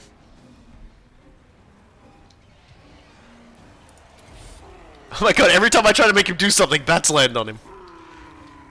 Of course, these aren't conventional bats, these are bats with dudes with guns hanging from them.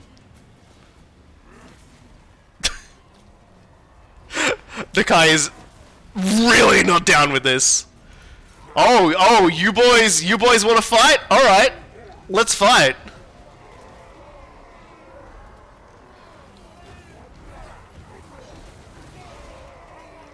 Please just run straight into my axe.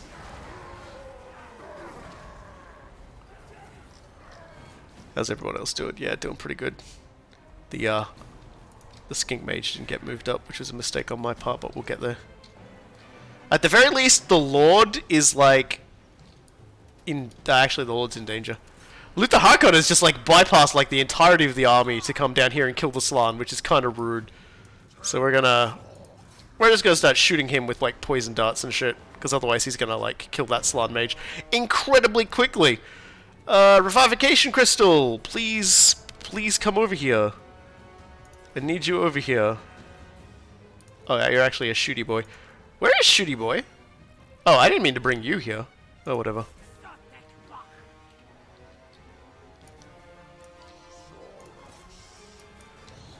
Fuck it, let's just go all in.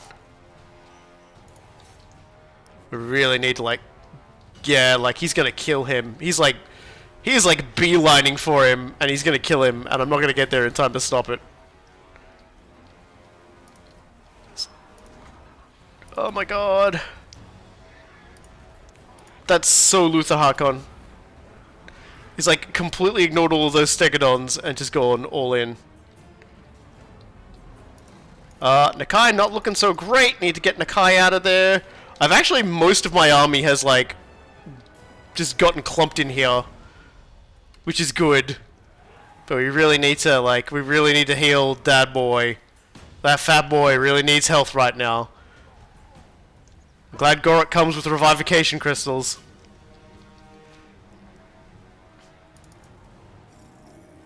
Oh god, he's being chased. Okay. Okay, they're healing now.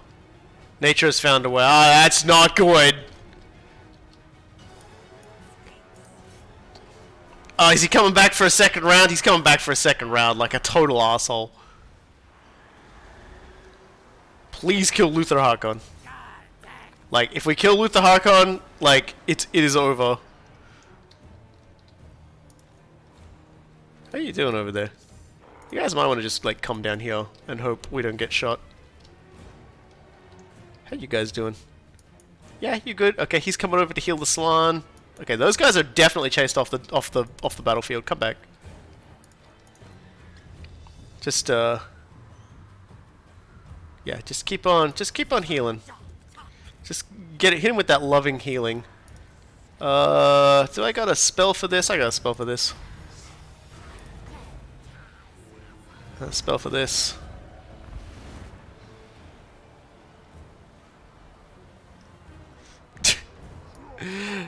There's a lot of like giant monsters and stuff in that stack. God, even my Dreadsaurians hate it. Hey, dude. Yeah, I didn't actually, like, the Nakai army is not actually balanced for, like, this sort of an engagement. But I also did just sort of attack move them because I panicked. So, there's a bit of that too. Where is he? He's dying. Oh, he's dying. Just keep shooting poison darts at him. Let him die. Yes. Yes, die to chameleon skinks. So more healing.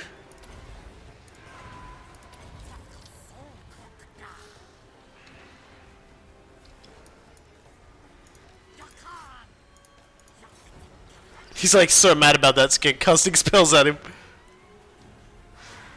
I was like, oh yeah? What if I summoned more skink? That's right, I can cast Pan's Impenetrable Pelt on these guys.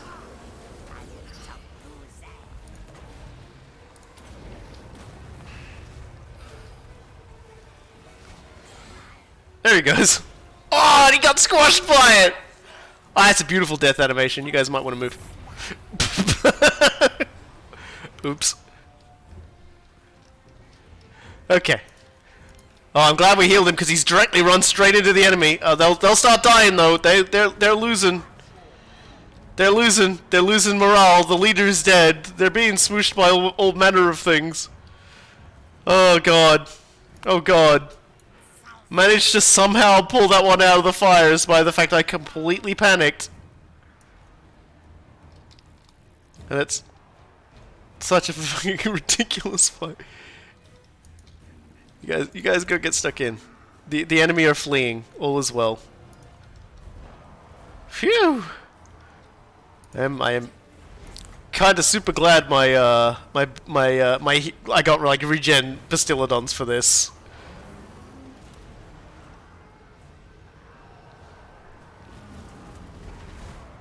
Oh my gosh. There's definitely a little too much of them, of the enemy here, to deal with. In we go! Why, did you guys... Oh, you ran out of ammo, so you charged into close combat. Well then. That's fair enough. You do you. Gor'rock? Man, what have you been doing with your life, man? You need to pick up the pace. Go Foe Seeker.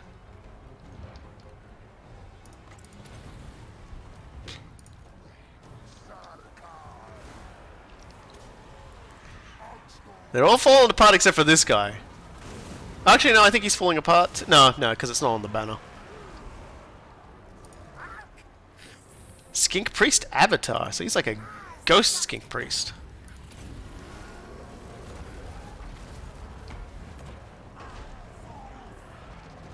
Well, that's another one down. Just gotta kill this guy now. You guys just want to stand there and just not attack and just like shoot at him from a distance? Yeah, that's a good plan. Just let it die. Just let the giant crab go. Due to a clerical error, we've nuked ourselves. Yeah, I think I shouldn't have just like said, oh, maybe I can just like be funny and blow up Harkon, and then Harkon died, and all of my troops went, ah, as I stood there gawking at his animation. So, not the prettiest of wins, I say, turning to everybody and sort of like doing a giant skink shrug, but we won? We won in spite of the best attempts of the game to prank me. We talk about all the pranks I've managed to pull on the game. The game has certainly counter-pranked me today, most effectively. So that fight is normally a significant clusterfuck. That clusterfuck got significantly worse, and it is a miracle that we only lost one unit. We lost one unit to Temple Guard in that whole clusterfuck, and that was it. Gor'rock took no damage. Okay, and because of that, even though Luther Harkon has been gone for a while, we get the 1 down X to go, which gives us more everything, and we'll get golden tributes, which makes Nakai more survivable, because as you saw, he got quite unsurvivable there. It was a bit scary. And that was quite literally the fucking silliest thing I think I've seen in a while. So we'll just spend 4 turns like getting a replacement Temple Guard going. Actually, you know what? I think that's fine. Oh, do I really want to do it though? No, we'll get a Temple Guard. I was like, maybe we should just build Ancients of the Gods in his army. It's like, oh, one of my units died. One of my Temple Guard units died. The rest of them were all reduced. It is kind of deceptive to look at my my Kroxagor and go, oh, you almost lost your Kroxagor, because there's not many in a unit in the first place. There's like 16 tops. So, and quite a lot of them actually got in combat by my own like errors, I will add. Got in combat with enemies that are good against large. So, kind of my own fault on that one. Like, I wouldn't exactly have anyone to blame on that one. If I'd lost more. If anything, I got very lucky. The Skaven were very fortunately hard-coded to mostly chase Gor'rock. And so wore themselves out chasing him down, which was good. Still can't believe that. Better in battle. And we'll get those guys over there. Monic the Frog Hog. Skip you. More research! Yay! Let's do the sequence of the hunt so that we can get our upkeep diminished for all of our big monsters at some point. And I'll spend some money on everything, and then I think that'll be it for today. Presumably? Yeah, I think that's going to be it. It was definitely Gor'rock. Gor'rock's prank stance is so strong, he pranked me when I wasn't controlling him. That's like, how did you do that? And he just looks at me and just slowly tilts his head like he doesn't understand. You taught me to do this, father. Question, why do borders bend around rivers and coasts to not include question mark?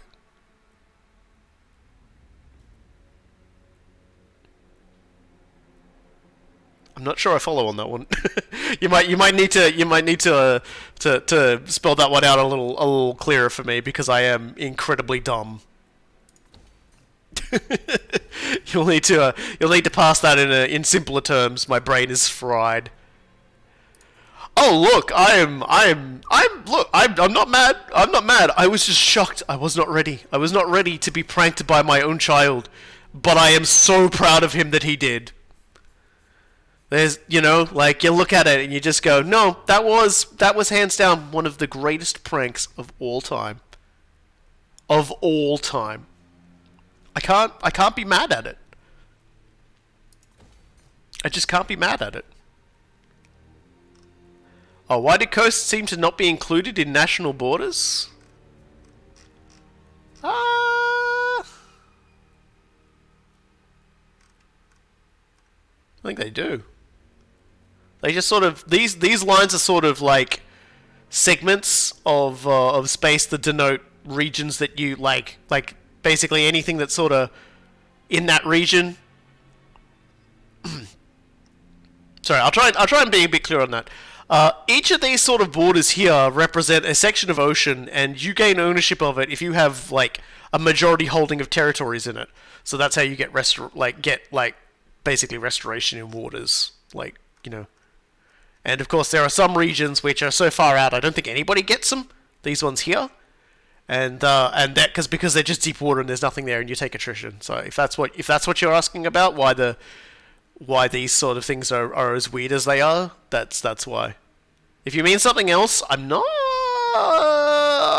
really seeing. I'm not really seeing it. But that's okay, because I am blind and dumb. Okay, let's save our game, because that was a fun battle. Nakai, once he gets his health back up and gets his temple guard back up, we'll have another one of those to do. The High Elves are moving apace, but they may actually be stopped from completing it, because Cool Guy is swiggity-swiggitying his way towards Ulthuan right now. So, and Krokar is coming. Krokar, oh god, Tic-Tac-Toe is coming. It is the dinosaur invasion of Ulthuan right now. Krokar himself has arrived.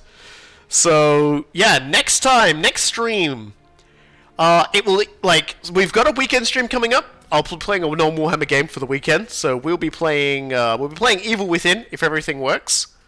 Because they've, I'll explain why when the stream comes. I won't hold this stream up any longer since we're pretty much done. That'll be coming this weekend. Maybe 1 or 2 streams of Evil Within, for the weekend. And next week, I'm gonna decide how I feel on the day. We will either be playing more Gor'rok and probably wrapping it up, because I can't see this campaign lasting too much longer. I feel like next stream may be the one that finishes it, because we've only got 2 rituals to go ourselves, and the High Elf ritual to defeat.